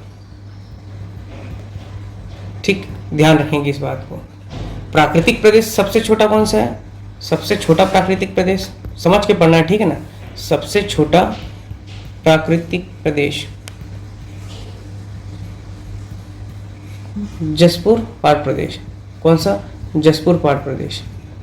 लेकिन सबसे बड़ा पाठ कौन सा है? तो सबसे बड़ा पाठ आपका जशपुर पाठ। ठीक, क्या क्या देखिए हम लोग इसमें जशपुर सामरी पाठ में। यहाँ पे देखिए अब खनिज, क्या खनिज मिलता है यहाँ पर? तो बॉक्साइट, याद रखेंगे बॉक्साइट के लिए फेमस है जशपुर सामरी पाट प्रदेश। ठीक, और अभी पढ़ रहे हैं हम लोग जशपुर पाठ। तो जशपुर पाठ में भी कौन सा खनिज मुख्य रूप से पाया जाता है? तो बॉक्साइट। ठीक है, यहाँ पर एक घाटी है जो बहुत फेमस घाटी है, ठीक है, जिसको बोलते हैं लोरो घाटी। क्या घाटी बोलते हैं इसको? लोरो घाटी। ये जशपुर पाट में स्थित है, जशपुर जिले में स्थित है। याद रखेंगे जशपुर जिले के जशपुर पाट में, जशपुर जिले के जशपुर पाट में स्थित है। ठीक, ध्यान रखेंगे इस चीज को, जशपुर जिले के आपके जशपुर। और ये क्यों प्रसिद्ध है? याद रखेंगे लोरो घाटी फूलों के प्रसिद्ध है, फूलों के लिए प्रसिद्ध है। ठीक है, ध्यान रखेंगे ये शब्द क्या मैं बोल रहा हूं? प्रसिद्ध। यहीं पर एक प्रश्न करता है कि फूलों की घाटी फूलों की घाटी कहाँ है छत्तीसगढ़ में, किस स्थल को बोलते हैं, तो केशकाल घाटी को बोलते हैं। और केशकाल घाटी जहाँ पे आपका क्या है, तेलिन माता का मंदिर, केशकाल घाटी, ये आपके कोंडागांव जिले में है, कोंडागांव, ठीक है, कोंडागांव जिले में है। और यहीं केशकाल घाटी में क्या है, तेलिन माता का मंदिर। तेलिन माता का मंदिर कहाँ है, तो केशकाल घाटी में है, ठीक। ये लेकिन ये कौन सी बात हो रही है, कोंडागांव जिले का बात हो रहा है। इसको यहाँ पे इसलिए बताया गया है क्योंकि फूलों की घाटी अगर पूछता है तो आपका केशकाल घाटी, कोंडागांव। लेकिन अगर फूलों के लिए प्रसिद्ध स्थल बोल रहे हैं, फूलों के लिए प्रसिद्ध जो स्थल है, तो वो है आपका लोरो घाटी। और लोरो घाटी कहाँ है आपका, जशपुर जिले में है। ध्यान रखेंगे इस चीज़ को, लोरो घाटी जो है जशपुर जिले में है, जो कि फूलों के लिए प्रसिद्ध है। जबकि आपका फूलों की घाटी वो है आपका कोंडागांव में, और वो केशकाल घाटी पर स्थित है, ठीक है। इसके बाद आपका एक बात और ध्यान रखना है कि जो मैनी नदी है, जशपुर जिले में बहती है मैनी नदी, ठीक है। मैनी नदी जो है वो जशपुर के पश्चिमी सीमा पर, याद रखना, ये जो आपका जशपुर जिला है, मैनी नदी यहाँ पर इसके पश्चिमी सीमा पर क्या बनाती है, एक छोटी सी घाटी का निर्माण करती है। और उस घाटी को क्या बोलते हैं, काकिया घाटी। ध्यान रखेंगे, काकिया जो घाटी है वो आपका मैनी नदी के पश्चिम सीमा पर स्थित एक घाटी है, जो कि आपके जशपुर पाट प्रदेश में आता है, ठीक। ये देखिए, ये मैप देखिए आप, है ना। हमने आपको बताया अभी, ये आपका सामरी पाट जो कि बलरामपुर जिले में है, लहसुन पाट बलरामपुर जिले में है, जमीर पाट बलरामपुर जिले में है, जारंग पाट ये भी बलरामपुर जिले में है, पंडरा पाट ये आपका जसपुर में आता है, जसपुर पाट जशपुर जिले में आता है, और मेन पाट आपका सरगुजा में आता है। पूर्व से पश्चिम इसका क्रम हमने देखा था अभी, पूर्व से पश्चिम का क्रम। तो देखिए, सबसे पहले आपका जमीर पाट, इसको ध्यान से देखिए, ये प्रश्न करता है इसलिए मैं आपको तीसरी बार बता रहा हूँ। सबसे फर्स्ट में आपका पूर्व से पश्चिम में आपका जमीर पाट, जमीर के बाद आप देख सकते हैं यहाँ पर सामरी पाट, सेकंड में आपका सामरी पाट आता है। सबसे पूर्व में है इसलिए जमीर पाट, सेकंड में सामरी पाट, उसके बाद आप देखेंगे थर्ड में है आपका लहसुन पाट, ठीक।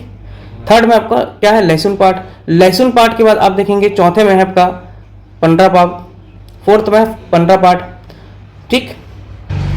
फिफ्थ में है आपका जारंग पाट, फिफ्थ में क्या है, जारंग पाट। सिक्स्थ में क्या है आपका जसपुर पाट, और सेवेंथ में है मेन पाट।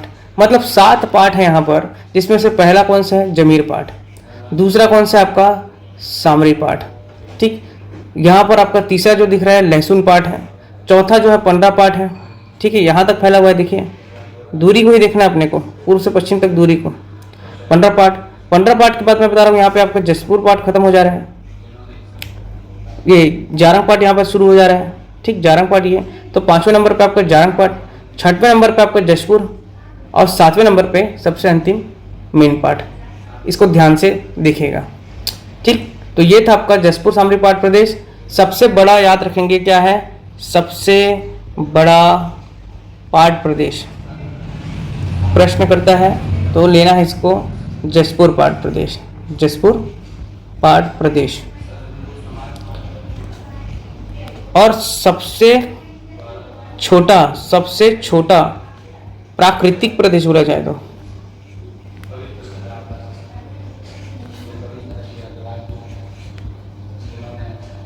सबसे छोटा प्राकृतिक प्रदेश है यही जसपुर पाठ, जसपुर सामरी पाठ, ठीक। जसपुर सामरी पाठ कितना था, 6.59%, 6.59 नहीं 4.59%, कितना 6208 स्क्वायर किलोमीटर।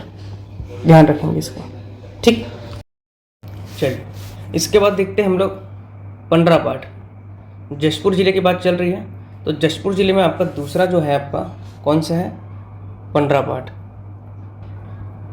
पूरे पाठ जितने भी आपके सामरी जसपुर सामरी पाठ प्रदेश में, सभी पाठ को इसमें अध्ययन करना है हमको, ठीक है।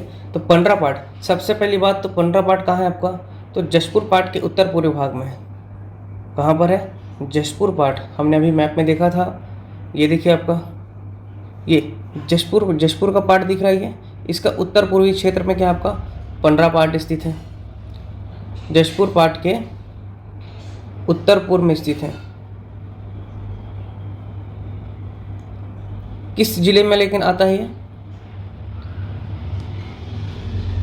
तो याद रखेंगे ये जशपुर ज़िले में आता है।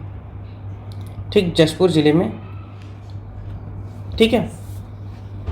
पंडरापाठ के बारे में मैंने एक प्रमुख बात बताया था आपको कि पंडरापाठ से ही आपका किस नदी का उद्गम होता है? ईब नदी।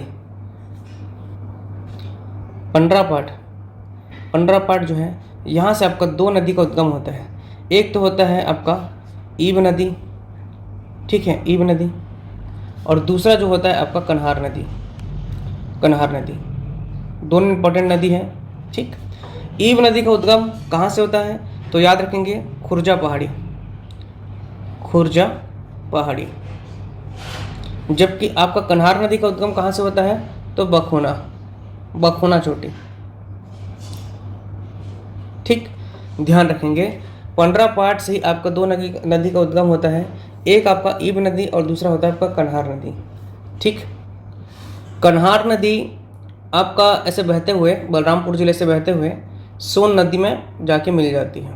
कौन सी नदी में? सोन नदी में। जबकि जो ईब नदी है वह आपका महानदी में आकर के मिलती है, महानदी में। लेकिन ये महानदी में कहाँ पे मिलती है? याद रखेंगे तो उड़ीसा राज्य में मिलती है। ठीक, उड़ीसा राज्य में मिलती है। इसकी कुल लंबाई, इसकी अन्य जो विशेषताएं सब हम देखेंगे आपका नदी अपवाह तंत्र वाले क्लास में, क्योंकि अगला टॉपिक रहेगा वो आपका नदी अपवाह तंत्र का ही टॉपिक रहेगा। ठीक है दोस्तों, तो ये पंडरापाठ था। पंडरापाठ जो है जशपुर ज़िले में स्थित है और जशपुर पाठ के उत्तर पूर्वी क्षेत्र में है। कहाँ पर है? याद रखेंगे उत्तर पूर्वी क्षेत्र में जशपुर पाठ के। ये आपका जशपुर पाठ है, तो ये आपका कौन सा पाठ है? पंडरापाठ है। ध्यान रखेंगे इसको। पंडरापाठ से ही 2 नदी का उद्गम हो रहा है। एक ईब नदी जो कि खुर्जा पहाड़ी से निकल रही है और दूसरा एक कन्हार नदी निकल रही है आपके बखोना चोटी से। कन्हार नदी जो है आपका सोन नदी की सहायक नदी है, जबकि ईब नदी आपका महानदी की सहायक नदी है। ठीक है, इसके बाद हम देखेंगे तीसरा आपका हो गया। तीसरा पाठ कौन सा है? कुसमी पाठ। जशपुर ज़िले में आता है ये भी कुसमी पाठ। कुसमी पाठ कहाँ आता है? जशपुर ज़िले में। और साथ ही साथ याद रखना है बलरामपुर ज़िले में भी। ठीक, बलरामपुर का दक्षिणी क्षेत्र और जशपुर का उत्तरी क्षेत्र। ठीक, जशपुर ज़िले का उत्तरी क्षेत्र और बलरामपुर ज़िले का दक्षिणी क्षेत्र, इसको ध्यान रखेंगे। कौन सा क्षेत्र में आता है? कुसमी पाठ। ठीक, वेरी इंपॉर्टेंट बात है। कुसमी पाठ कहाँ स्थित है? तो बलरामपुर और जशपुर दोनों में स्थित है। ठीक है, इसके बाद नेक्स्ट जो है आपका वह है सामरी पाठ। सामरी पाठ इंपॉर्टेंट है, बहुत इंपॉर्टेंट है। ये किस ज़िले में आता है? पहला चीज़ तो बलरामपुर ज़िले में आएगा। ठीक, सामरी पाठ को ही क्या बोलते हैं? ऊपरी घाट। क्या बोलते हैं? ऊपरी घाट। और निचली घाट किसको बोलते हैं? जशपुर पाठ को। ध्यान रखेंगे। सामरी पाठ यहाँ की विशेषता सबसे प्रमुख पहले है कि यहाँ पे गौर लाटा चोटी है। गौर लाटा चोटी सामरी पाठ में स्थित है। छत्तीसगढ़ की सबसे ऊंची चोटी गौर लाटा चोटी यहीं पर है। इसकी ऊंचाई कितनी है? तो ध्यान रखेंगे आपका 1225 मीटर। 1225 मीटर गौर लाटा चोटी की सबसे ऊंचाई है। ये छत्तीसगढ़ की, याद रखेंगे, सबसे ऊंची चोटी है। छत्तीसगढ़ की सबसे ऊंची चोटी। ठीक, हाईएस्ट पीक ऑफ छत्तीसगढ़ इस गौर लाटा 1225 मीटर को याद रखना है। ठीक है, सामरी पाठ जो है जशपुर पाठ, मतलब पाठ प्रदेशों में सर्वाधिक पाठ किसका है? जशपुर पाठ का। उसके बाद दूसरे नंबर पे सामरी पाठ है। ध्यान रखेंगे, क्षेत्रफल के अनुसार बता रहा हूँ। छत्तीसगढ़ के 4 प्राकृतिक प्रदेश हैं। कौन कौन से? आपका एक तो जशपुर पाठ हो गया। ठीक, 6208 स्क्वायर किलोमीटर। उसके बाद हमने क्या देखा? आपका पूर्वी बुंदेलखंड का पठार 21,863। ठीक, उसके बाद हमने देखा दंडकारण्य 39060 और उसके बाद हमने देखा आपका महानदी बेसिन कितना था? 68064। ठीक, इसको सबको आपको ध्यान रखना है। तो इस जो 6280 स्क्वायर किलोमीटर में हमने देखा कि आपका जशपुर में कितना था? 4304 स्क्वायर किलोमीटर। और आपका जो है 2000 स्क्वायर फीट कौन सा है? याद रखेंगे 2000 स्क्वायर फीट के आसपास सामरी पाठ का है क्षेत्र है। ठीक, मतलब देखा जाए सर्वाधिक जो पाट प्रदेश वाला क्षेत्र है वो जसपुर पाट प्रदेश है, और उसके बाद देखा जाए तो सामरी पाट प्रदेश ही सर्वाधिक विस्तृत है। ठीक है, इसके बाद याद रखना है कि जो सामरी पाट है, सामरी पाट छत्तीसगढ़ का सबसे ऊंचा पाट हो गया। ऊंचा पाट, अरे भाई सबसे ऊंची चोटी यहीं पर है तो सबसे ऊंचा पाट भी यही होगा, है ना। मतलब प्रदेश का सबसे अधिक ऊंचाई वाला पहाड़ी यहाँ पर स्थित है। ठीक, प्रदेश का सबसे सर्वाधिक ऊंचाई वाला जगह या पहाड़ी बोल सकते हैं, ये सबसे ऊंचा पाट यहीं पर स्थित है। कहाँ? सामरी पाट में। इसकी भी आकृति कैसे रहेगी? आकृति इसकी याद रखेंगे, जसपुर पाट के समान इसकी भी आकृति रहेगी सीढ़ीनुमा। ठीक, कुछ ऐसा ऐसा बना रहेगा। इसका भी ढाल किस तरफ होगा बताइए? इसका भी ढाल आपका ध्यान रखना है कि दक्षिण पूर्व की ओर होगा। इसका ढाल भी दक्षिण पूर्व की ओर होगा। ठीक है, ठीक, इसका भी ढाल दक्षिण पूर्व की ओर है। इसके बाद इंपॉर्टेंट बात आपको ये याद रखना है कि इसकी स्थिति किस प्रकार है। ये आपका ध्यान रखना है, ये आपका क्या है? सामरी पाट। सामरी पाट, सामरी पाट के पूर्व में आपका यहाँ पर क्या है? जमीर पाट है। जमीर पाट सबसे पूर्वी पाट। यहाँ पर सामरी पाट के बगल में आपका क्या है? लहसुन पाट। लहसुन पाट, ठीक, लहसुन पाट। अब ध्यान रखने वाली बात है, ये तीनों जो पाट है आपका, ये बलरामपुर ज़िले में आता है। किस ज़िले में आएगा? बलरामपुर ज़िले में। ठीक, जबकि आपका हमने देखा है अभी कुसमी पाट, ये जो कुसमी पाट कुछ इस प्रकार है, ये कुसमी पाट। ठीक है, ये कुसमी पाट है आपका, जो कि आपका बलरामपुर का भी क्षेत्र में आ रहा है और ये जसपुर ज़िले में भी आ रहा है। ये आपका जसपुर ज़िला है ऐसा। ये आपका पंडरा पाट है। क्या है? पंडरा पाट, जहाँ से आपका ईब नदी, खुर्जा की पहाड़ी और बखोना चोटी से आपका कन्हार नदी का उद्गम होता है। ये पंडरा पाट है। और ये जो आपका जसपुर पाट है, याद रखेंगे, ये वाला जो क्षेत्र है ये जसपुर पाट वाला क्षेत्र है। ठीक है, तो जसपुर पाट आपका जसपुर ज़िले में, पंडरा पाट भी आपका जसपुर ज़िले में, कुसमी पाट जो है आपका याद रखेंगे बलरामपुर और उसके साथ साथ आपका क्या आ रहा है? जसपुर में आ रहा है। ठीक, लहसुन पाट, सामरी पाट और जमीर पाट, ये तीनों आपका कहाँ आ रहा है? बलरामपुर ज़िले में। लेकिन कुसमी पाट बलरामपुर और जसपुर दोनों में आ रहा है।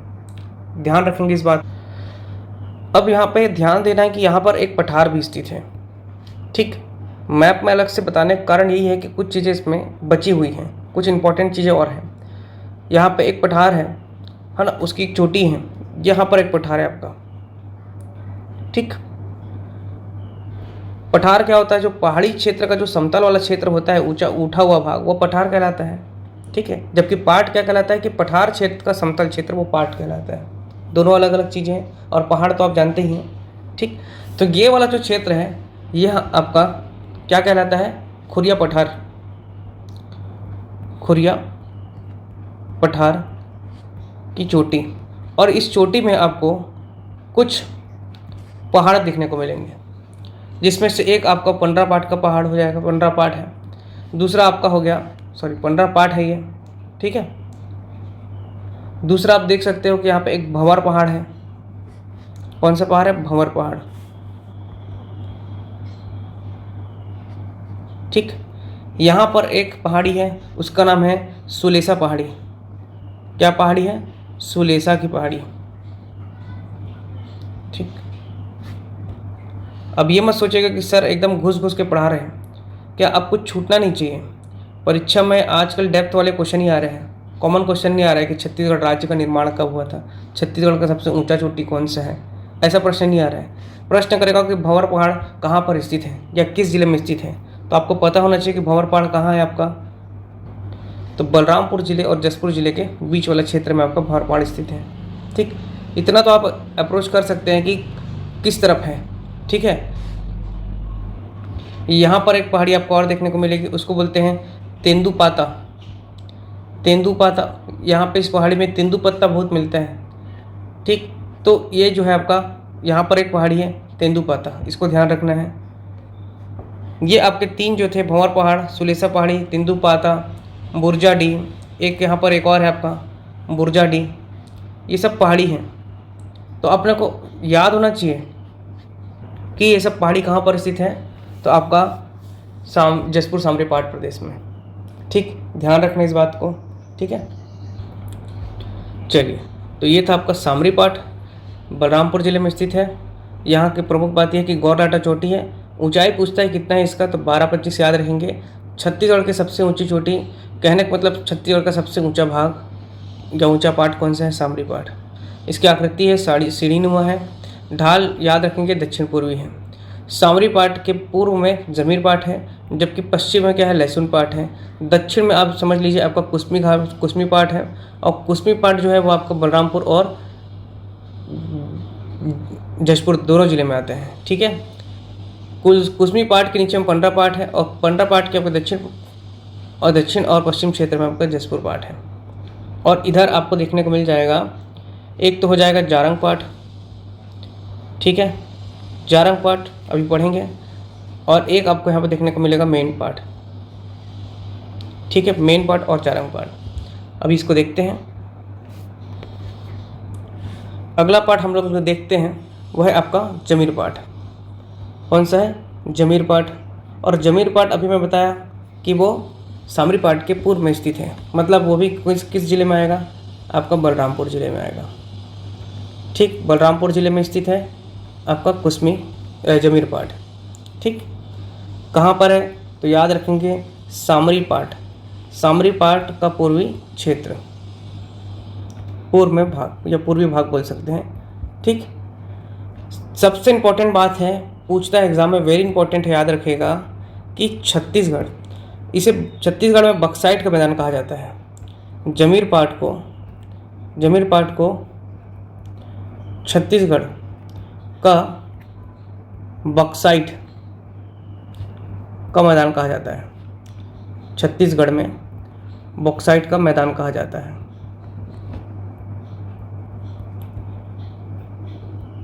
बहुत इंपॉर्टेंट है, सीजीपीएससी में काफ़ी बार ये प्रश्न आ चुका है। जमीर पाठ को छत्तीसगढ़ में बॉक्साइट का मैदान। ठीक, तो जमीर बॉक्साइट का मैदान है। ठीक है, बॉक्साइट का मैदान।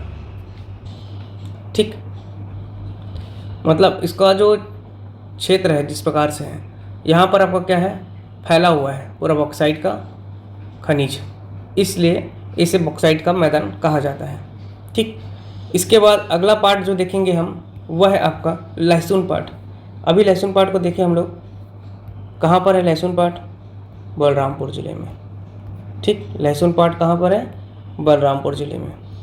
बलरामपुर जिले में कहाँ पर है, तो उसको भी याद रखना है कि आपका सामरी पाठ के पश्चिम में स्थित है, याद रखेंगे। सामरी पाठ के पश्चिम भाग में स्थित है, किसके, सामरी पाठ के। ठीक है, इतना ध्यान रखना है लहसुन पाठ के बारे में। इसके बाद अगला पाठ है जो आपका वो है जारंग पाठ। ठीक, ये जारंग पाठ अभी मैं आपको बताया। ठीक, याद रखेंगे, ये अब आपका आ जाएगा सरगुजा जिले में। सरगुजा जिले में मुख्य रूप से 2 पाठ हैं, एक मेन पाठ है, दूसरा आपका जारंग पाठ है। तो ये आपका सरगुजा जिले के आपका सीतापुर और लुंड्रा तहसील यहाँ भी स्थित है ये। ठीक है, तहसील याद होना चाहिए आप लोगों को। यदि आपने हमारा इससे पिछला वीडियो नहीं देखा है, तहसील वाला, जिला निर्माण होने के पश्चात तहसील का गठन, अनुविभाग हो गया आपका, जिले का गठन, संभाग का गठन, नगर निगम कितने हैं, जनपद पंचायती, सब आपके आदिवासी विकास खंड, छत्तीसगढ़ के कुल विकास खंड, ये सभी हमने पिछले वीडियोस में आपके बता चुके हैं लोकेशन के हिसाब से। यदि आपने वह वीडियो नहीं देखा है तो प्लीज़ शुरू से पढ़िए, क्योंकि ये कंटेंट आपके लिए हमेशा के लिए अवेलेबल है। शुरू से पढ़ेंगे तो आपका पूरा कॉन्सेप्ट क्लियर होगा, है ना। क्योंकि रटना नहीं है, आपको समझ के पढ़ना है कि हाँ सीतापुर की बात हो रही तो सीतापुर तहसील कहाँ पर स्थित है, आपको वो मैप में दिखना चाहिए। ठीक है, अरे अब देखिए जिस ज़िले से होंगे आप, है ना, जिस ज़िले से होंगे, मान लीजिए आप कोरबा ज़िले से हैं, ठीक है। अब कोरबा जिले में आपको मुख्य से आपका पाली तहसील, कड़बूरा तहसील, कोरबा तहसील, पौड़ी पुरोड़ा तहसील, ये सब आप घूमे होंगे तो आपको जगह दिखता है। ठीक, तो इसीलिए क्या है, वो चीज़ आपको एकदम स्मरणीय है, ध्यान में है। यदि आप अच्छे से अध्ययन करेंगे मैप के हिसाब से तो चीज़ें आपको याद रहेगा, वहाँ के क्या क्या चीज़ फेमस है, क्या कंटेंट है वहाँ पर, सब चीज़ें आपको रिलेट वहाँ से हो जाएगा। इसलिए मैप के हिसाब से पढ़ना है, क्योंकि ज्योग्राफी जो भूगोल वाला सब्जेक्ट है ना, पूरा मैप पर आधारित होता है ना। इसीलिए मैं आपको छोटा छोटा ये डायग्राम बना बना करके दिखाता हूँ कि ऐसा चीज़ यहाँ पर ऐसा है, ऐसा स्थित है, ताकि आपको दिमाग में बैठे ये चीज़, है ना। तो याद रखेंगे जारंग पाट जो है आपका सरगुजा जिले के सीतापुर और लुंड्रा तहसील में स्थित है ये, ठीक है। और सबसे इम्पोर्टेंट बात है जारंग पाट का कि इसे बॉक्साइट का सबसे बड़ा भंडारण का क्षेत्र है। क्या है यहाँ पर? बॉक्साइट, बॉक्साइट का सबसे बड़ा भंडारण है, सबसे बड़ा भंडारण है छत्तीसगढ़ में। याद रखेंगे छत्तीसगढ़ में सर्वाधिक बॉक्साइट का भंडारण कहाँ है, तो आपको याद रखना है कि जारंग पाट। जारंग पाट कहाँ है आपका? सरगुजा जिले में है, ठीक है। अब यदि पूछता है कि आपका बॉक्साइट किस खनिज का, अयस्क का है, तो याद रखेंगे एल्युमिनियम, ठीक। अब एल्युमिनियम का प्रोडक्शन पूछा जाए कि छत्तीसगढ़ में एल्युमिनियम कहाँ बनता है, तो याद रखेंगे बालको, ठीक है। बालको मतलब कि आपका हो गया भारत एल्युमिनियम कंपनी लिमिटेड, ठीक है, भारत एल्युमिनियम कंपनी लिमिटेड। कब इसका स्थापना हुआ था ये सब आपको ध्यान होना चाहिए। 1965 में हुआ था। किसके सहयोग से हुआ था? तो रशिया, रूस और हंगरी के सहयोग से हुआ था। सभी चीज़ों को याद रखना है। इसमें ये क्या है आपका, सरकारी कंपनी थी एक, लेकिन सन 2000 में इसका क्या हो गया, सन 2001 में स्टरलाइट वेदांता के द्वारा इसका, वेदांता को याद रखेंगे, 51% खरीद लिया गया। 51% शेयर को वेदांता कंपनी ने खरीद लिया और 49% जो शेयर है वो अभी गवर्नमेंट के पास है, ठीक। ये चीज़ ध्यान रखना है। तो बॉक्साइट यहाँ एल्युमिनियम को बताने का मतलब ये है कि बॉक्साइट से एल्युमिनियम बनाया जाता है, ठीक है। बॉक्साइट पत्थर से क्या बनाया जाता है, तो आपका एल्युमिनियम याद रखना है। और लाल बलुआ जो बॉक्साइट होता है उससे आपका कोरंडम भी बनाया जाता है, ठीक है, जो कि बहुत हार्डेस्ट मटेरियल होता है डायमंड के जैसे, ठीक है। चलिए, तो ये जारंग पाट था। जारंग पाट जो है आपका बॉक्साइट का सबसे बड़ा भंडारण की बात हो रहा है। यदि बॉक्साइट का सबसे बड़ा भंडारण की बात हो रहा है तो याद रखेंगे आपका कहाँ, जारंग पाट, ठीक है। इसके बाद हम देख लेते हैं आखिरी पार्ट कौन सा आपका हो गया, मेन पार्ट। मेन पार्ट कहाँ स्थित है आपका, ये सरगुजा में स्थित है, ठीक है। सरगुजा में कौन से तहसील में, याद रखेंगे तो अंबिकापुर हो गया और आपका सीतापुर, अंबिकापुर और सीतापुर तहसील में ये विस्तृत है, याद रखेंगे इस चीज़ को। मेन पार्ट किस लिए फेमस है कि यहाँ पे आपका तिब्बती, छत्तीसगढ़ का तिब्बत कहा जाता है या छोटा तिब्बत कहा जाता है भारत का, है ना, क्योंकि यहाँ पे 1962 में, याद रखेंगे, तिब्बती लोग हैं या तिब्बती शरणार्थियों को बसाया गया था, ठीक है, ध्यान रखेंगे। तिब्बती शरणार्थियों को बसाया गया था यहाँ पर, कब, 1962 में। इसलिए इसको भारत का छोटा तिब्बत कहा जाता है, भारत का छोटा तिब्बत कहा जाता है।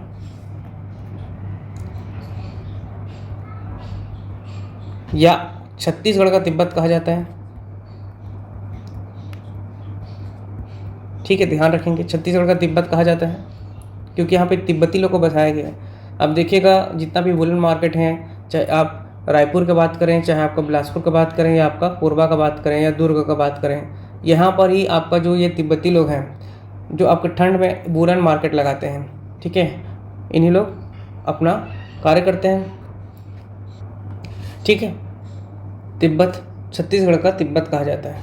साथ ही साथ आपको यह याद रखना है कि छत्तीसगढ़ का ये शिमला कहते हैं, इम्पोर्टेंट है, परीक्षा में पूछता है कि छत्तीसगढ़ का शिमला किसे कहा जाता है, तो मेन पार्ट को कहा जाता है। तो छत्तीसगढ़ का जो शिमला है, छत्तीसगढ़ का शिमला किसको कहते हैं, मेन पार्ट को, ठीक।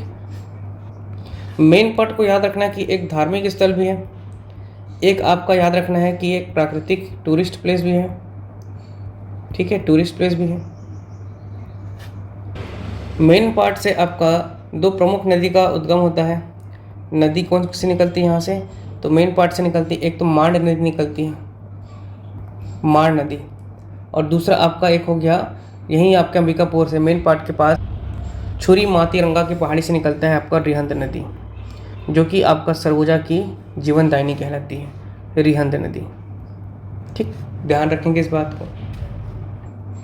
मांड नदी को इसलिए ध्यान में रखना है कि मांड नदी जो है आपका मेन पार्ट से निकल करके दक्षिण की ओर बह जाती है, वहीं जो आपका रिहंद नदी है ये नदी आपका उत्तर की ओर बह जाती है सूरजपुर होते हुए।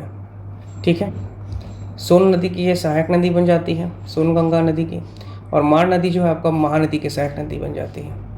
ठीक, ये दो चीज़ को याद रखेंगे। आपका रिहंद नदी किसकी सहायक नदी हो जाती है? सोन नदी की, जिस प्रकार कन्हार नदी आपका सोन नदी का आपकी सहायक नदी हो जाती है। लेकिन मांड नदी जो है वो ईव नदी की ही भांति आपका दक्षिण की ओर प्रवाहित होते हुए महानदी मिल जाती है, दक्षिण की ओर प्रभावित होते हुए महानदी में मिल जाती है। ठीक, अब देखिए मैप में थोड़ा सा इसको कंसिडर कर लेते हैं। ये आपका मान लीजिए क्या हो गया? Main part. ठीक है, ये आपका क्या हो गया? मेन पार्ट वाला क्षेत्र है। ठीक, जाएगा आप लोग भी वहाँ घूमने, अच्छा रहता है, वहाँ का वेदर ठंडक रहता है और एटमॉस्फेयर भी बढ़िया रहता है। ठीक, यदि संभव हो तो एक बार ज़रूर से आप घूम के आइएगा। मेन पार्ट है तो मेन पार्ट के पूर्व में आपको याद रखना है कि यहाँ पर आपका कौन सा पार्ट होगा? जारंग पार्ट। जारंग पार्ट ये भी आपका कहाँ है? सीतापुर और लुंड्रा तहसील में बताया मैं आपको। ठीक है, मेन पार्ट की जो ऊंचाई है उसको याद रखना है आपको, कितना है? 1152 मीटर, 1152 मीटर मेन पार्ट की ऊंचाई है। जबकि हम लोग बलरामपुर में जो देखे थे गौरलाटा, कितना था वो आपका? 1225। ठीक, ज़्यादा है वो। इसके बाद हम जब दंडकारण्य वाला प्राकृतिक प्रदेश पढ़ेंगे वहाँ हमको देखने को मिलेगा अबुझमाड़। ठीक है, अबुझमाड़, उसकी ऊंचाई कितना आपको याद रखेंगे? 1033। ठीक, ये सब आगे देखेंगे हम। तो यहाँ पे याद रखना है कि मेन पार्ट की ऊंचाई कितनी है? मेन पार्ट की 1152। मेन पार्ट के पूर्व में क्या है आपका? जारंग पार्ट, और यहाँ से आपका क्या निकल रहा है? मेन पार्ट से ही आपका मांडे नदी, जो आपका जसपुर महानदी में जाके मिल जाएगी। इसके इस तरफ आप देखेंगे तो ये यहाँ से निकल रहा है आपका छुरी मातीरंगा के पहाड़ी से क्या निकल रहा है? रिहंद नदी। रिहंद नदी ही आपका सूरजपुर जिले में गोविंद वल्लभ, ठीक है, गोविंद वल्लभ पंत जो है आपका यहाँ पर एक बांध बना गया है। ठीक है, ध्यान रखेंगे इसी नदी पर ही। मेन पार्ट के नीचे में जो आपका ये वाला जो क्षेत्र है वह उदयपुर की पहाड़ी है। कौन सी पहाड़ी? उदयपुर की पहाड़ी। यही उदयपुर वर्तमान में क्या अभी धर्मजयगढ़ वाला क्षेत्र है, धर्मजयगढ़ वाला। धर्मजयगढ़ किस जिले में आता है? तो आपको याद रखना है रायगढ़। ठीक, उदयपुर की जो पहाड़ी है, उदयपुर की पहाड़ी इसलिए आपका याद रखेंगे सरगुजा में विस्तृत है, आपका कोरबा के क्षेत्र में है छोरी उदयपुर की पहाड़ी, और आपका याद रखेंगे रायगढ़ के क्षेत्र में भी ये मिला हुआ है। इसलिए याद रखेंगे ये जो उदयपुर की पहाड़ी है कहाँ कहाँ स्थित है? आपका कोरबा, सरगुजा अर्थात अंबिकापुर, और आपका रायगढ़। ठीक, ध्यान रखना है, मैप को ध्यान रखना है। मेन पार्ट के नीचे वाला जो क्षेत्र है वह उदयपुर पहाड़ी है। यहीं पर ही आपको देखने को मिलेगा बक्साइट का, यहाँ पे भी, और बक्साइट का भंडारण देखने को मिलेगा। लेकिन सर्वाधिक बक्साइट का कहाँ भंडारण है? तो याद रखेंगे जारंग पार्ट। जबकि बक्साइट का मैदान में बताया आपको वह कौन सा था? सामरी पार्ट के पूर्वी वाला पार्ट कौन सा? जमीर पार्ट। जमीर पार्ट बक्साइट का मैदान है, लेकिन जारंग पार्ट क्या है आपका? बक्साइट का सर्वाधिक भंडारण है। ठीक, ध्यान रखना है, मैप को ध्यान रखना है। ठीक है, रिहंद नदी इधर से ऊपर जा रही है जबकि मांड नदी नीचे आ रही है। वहाँ कन्हार नदी ऊपर जा रही थी तो ईब नदी नीचे आ रही थी। ठीक है, नदी का लंबाई सब मैं आपको बाद में बता दूंगा। जैसे आपका रिहंद का 145 किलोमीटर है, याद रखेंगे। जबकि मांड का याद रखेंगे 155 किलोमीटर है। ठीक है, मांड का क्या 155 किलोमीटर। मेन पार्ट के बारे में एक चीज़ और याद रखना है कि जो ये मेन पार्ट है आपका, मेन पार्ट जो है ये अभी भी, ये भी जो जारंग पार्ट, ये जो क्षेत्र है पूरा ऐसे जो है बलरामपुर और जसपुर वाला क्षेत्र, ये सभी किस में आ रहे हैं, तो छोटा नागपुर के पठार वाला क्षेत्र है। तो मेन पार्ट जो है आपका यहाँ पर लिख लीजिए, मेन पार्ट छोटा नागपुर का पठार का हिस्सा है, छोटा नागपुर पठार का हिस्सा है। ठीक, इम्पोर्टेंट है, इस चीज़ को ध्यान रखिएगा कि जो मेन पार्ट है वो भी आपका छोटा नागपुर पठार का ही हिस्सा है। जबकि सरगुजा में ही आपका जो रामगढ़ की पहाड़ी है, सीता बेंगर की गुफा, लक्ष्मण बेंगर की गुफा, ठीक है, जो रामगढ़ की पहाड़ी है वो आपके सतपुड़ा पर्वत श्रेणी का भाग है। आगे हम जब आपका पूर्वी बघेलखंड का पठार पढ़ेंगे अगले वीडियो में, तो उसमें हम देखेंगे जो आपका सतपुड़ा पर्वत के अंतर्गत कौन सी पहाड़ी आती है, रामगढ़ की पहाड़ी, जहाँ पे आपका सीता बेंगरा और लक्ष्मण बेंगरा और जोगी मारा की गुफा है, जो मौर्यकालीन गुफा है। सभी चीज़ का उसमें विस्तृत अध्ययन करेंगे अगले वीडियो में हम। अभी इसको समझिए पहले, कौन सा, जसपुर सामरी पहाड़ प्रदेश। जसपुर सामरी पहाड़ प्रदेश में हमने देखा जसपुर पहाड़ देख लिया, पंडरा पहाड़ देख लिया, कुस्मी पहाड़ देख लिया, सामरी पहाड़ देख लिए, जमीर पहाड़ देख लिए। उसके बाद हमने देखा आपका लहसुन पहाड़ और जारंग पार्ट, और अभी देख रहे हैं मेन पार्ट। ठीक है, मेन पार्ट के संदर्भ में कुछ और ज्ञान रख लेते हैं। यहाँ कुछ प्रमुख जलप्रपात पाए जाते हैं, जलप्रपात हम अलग से पढ़ेंगे, लेकिन अभी यहाँ पर शॉर्ट में देख लीजिए। एक हो गया आपका, सुने होंगे टाइगर पॉइंट, बहुत फेमस है, कहाँ है आपका, सरगुजा जिले के मेन पार्ट में ही। ठीक है, अब ये जो टाइगर पॉइंट क्या है, एक जलप्रपात है। टाइगर पॉइंट क्या है, जलप्रपात है। किस नदी पर है, इसको याद रखना है, किस नदी पर है, तो उस नदी का नाम है आपका मूड़ा नदी।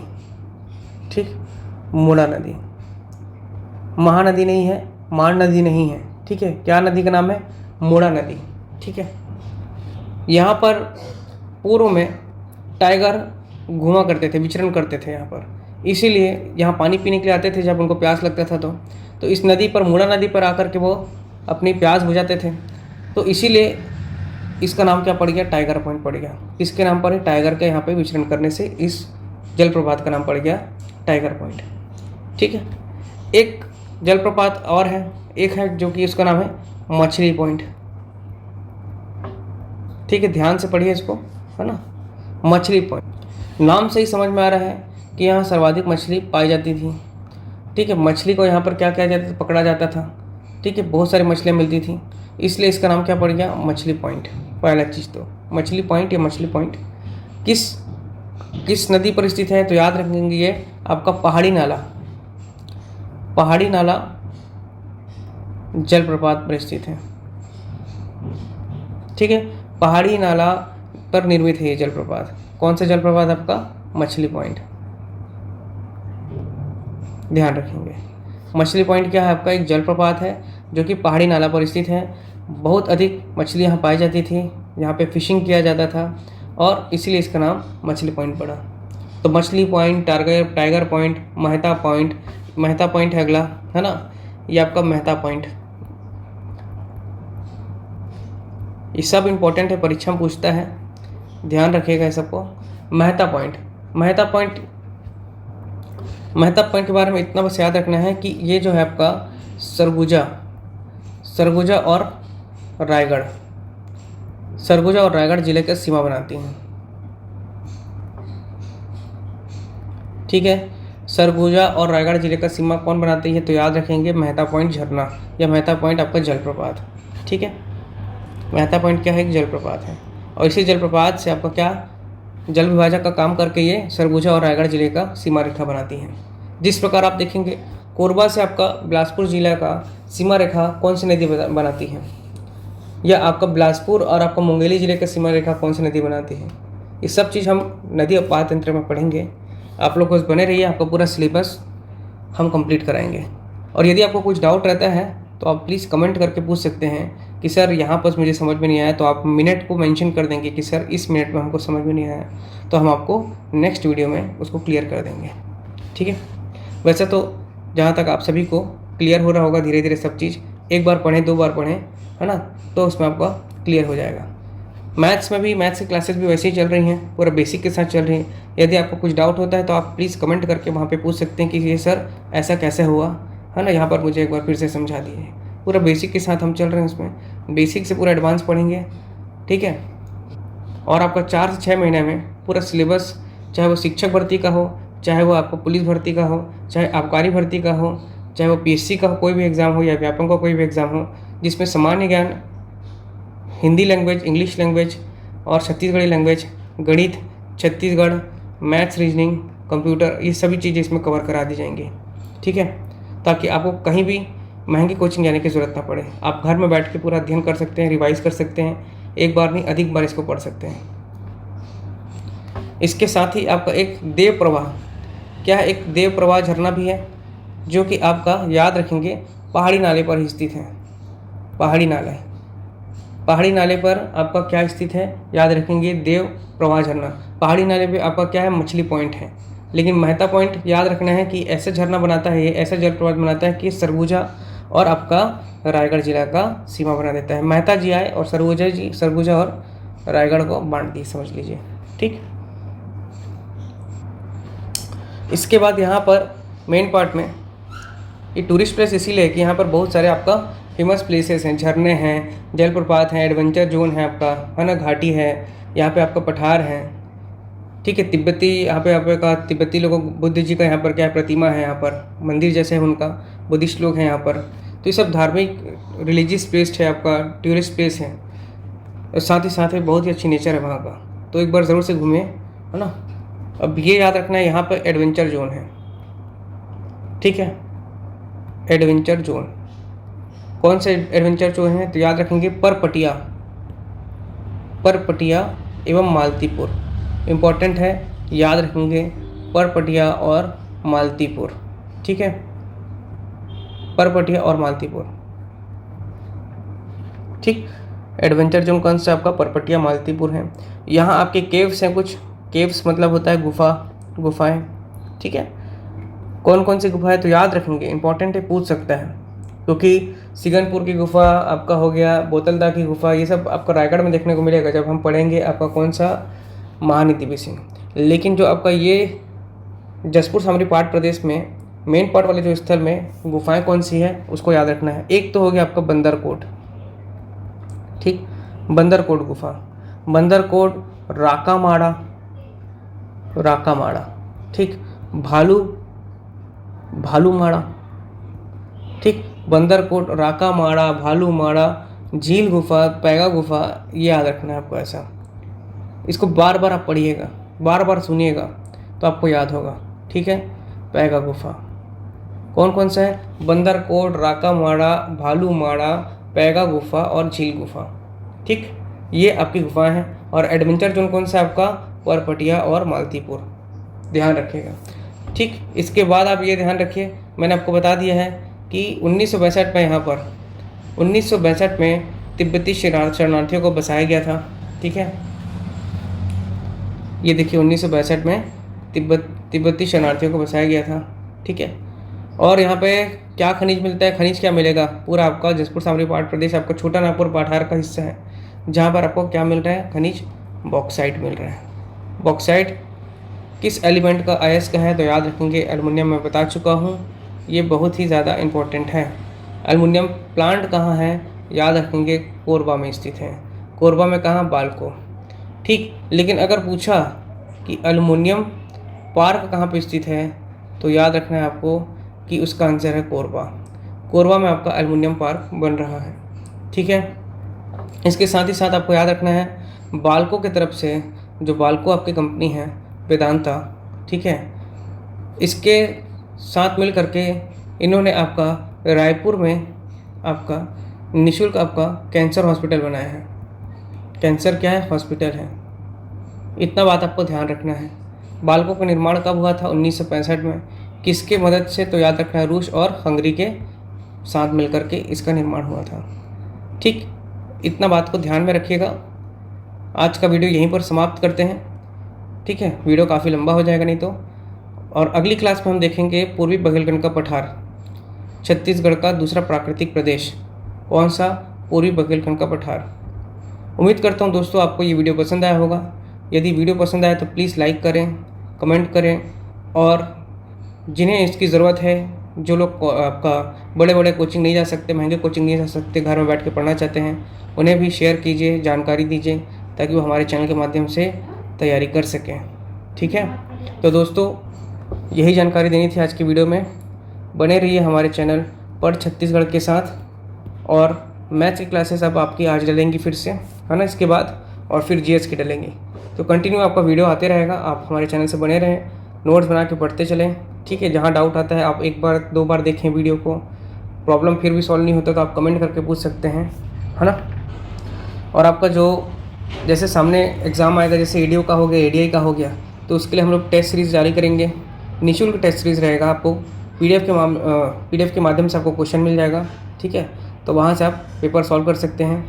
और एक जानकारी देना था, जो लोग जैसे कि अभी आबकारी भर्ती का नोटिफिकेशन आया है, ठीक है, जिसमें आपको एडीओ की भांति इसमें भी आपका 200 पद निकले हुए हैं, ठीक। इसका भी सिलेबस समान रहेगा, जिसमें आपका मैथ्स रीजनिंग रहेगा,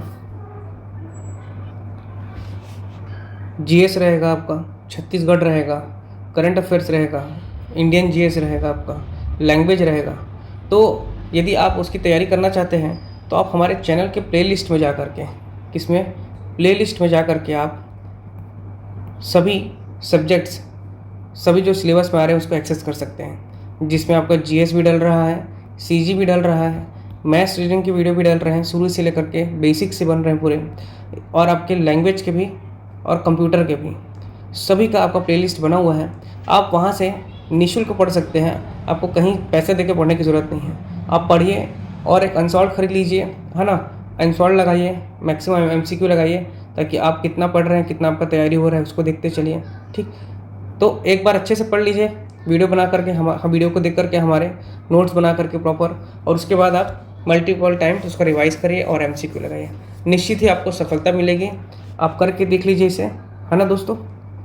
चलिए, तो आज का वीडियो यहीं पे समाप्त करते हैं, मिलते हैं अगले वीडियो में। जय हिंद, जय भारत, जय छत्तीसगढ़।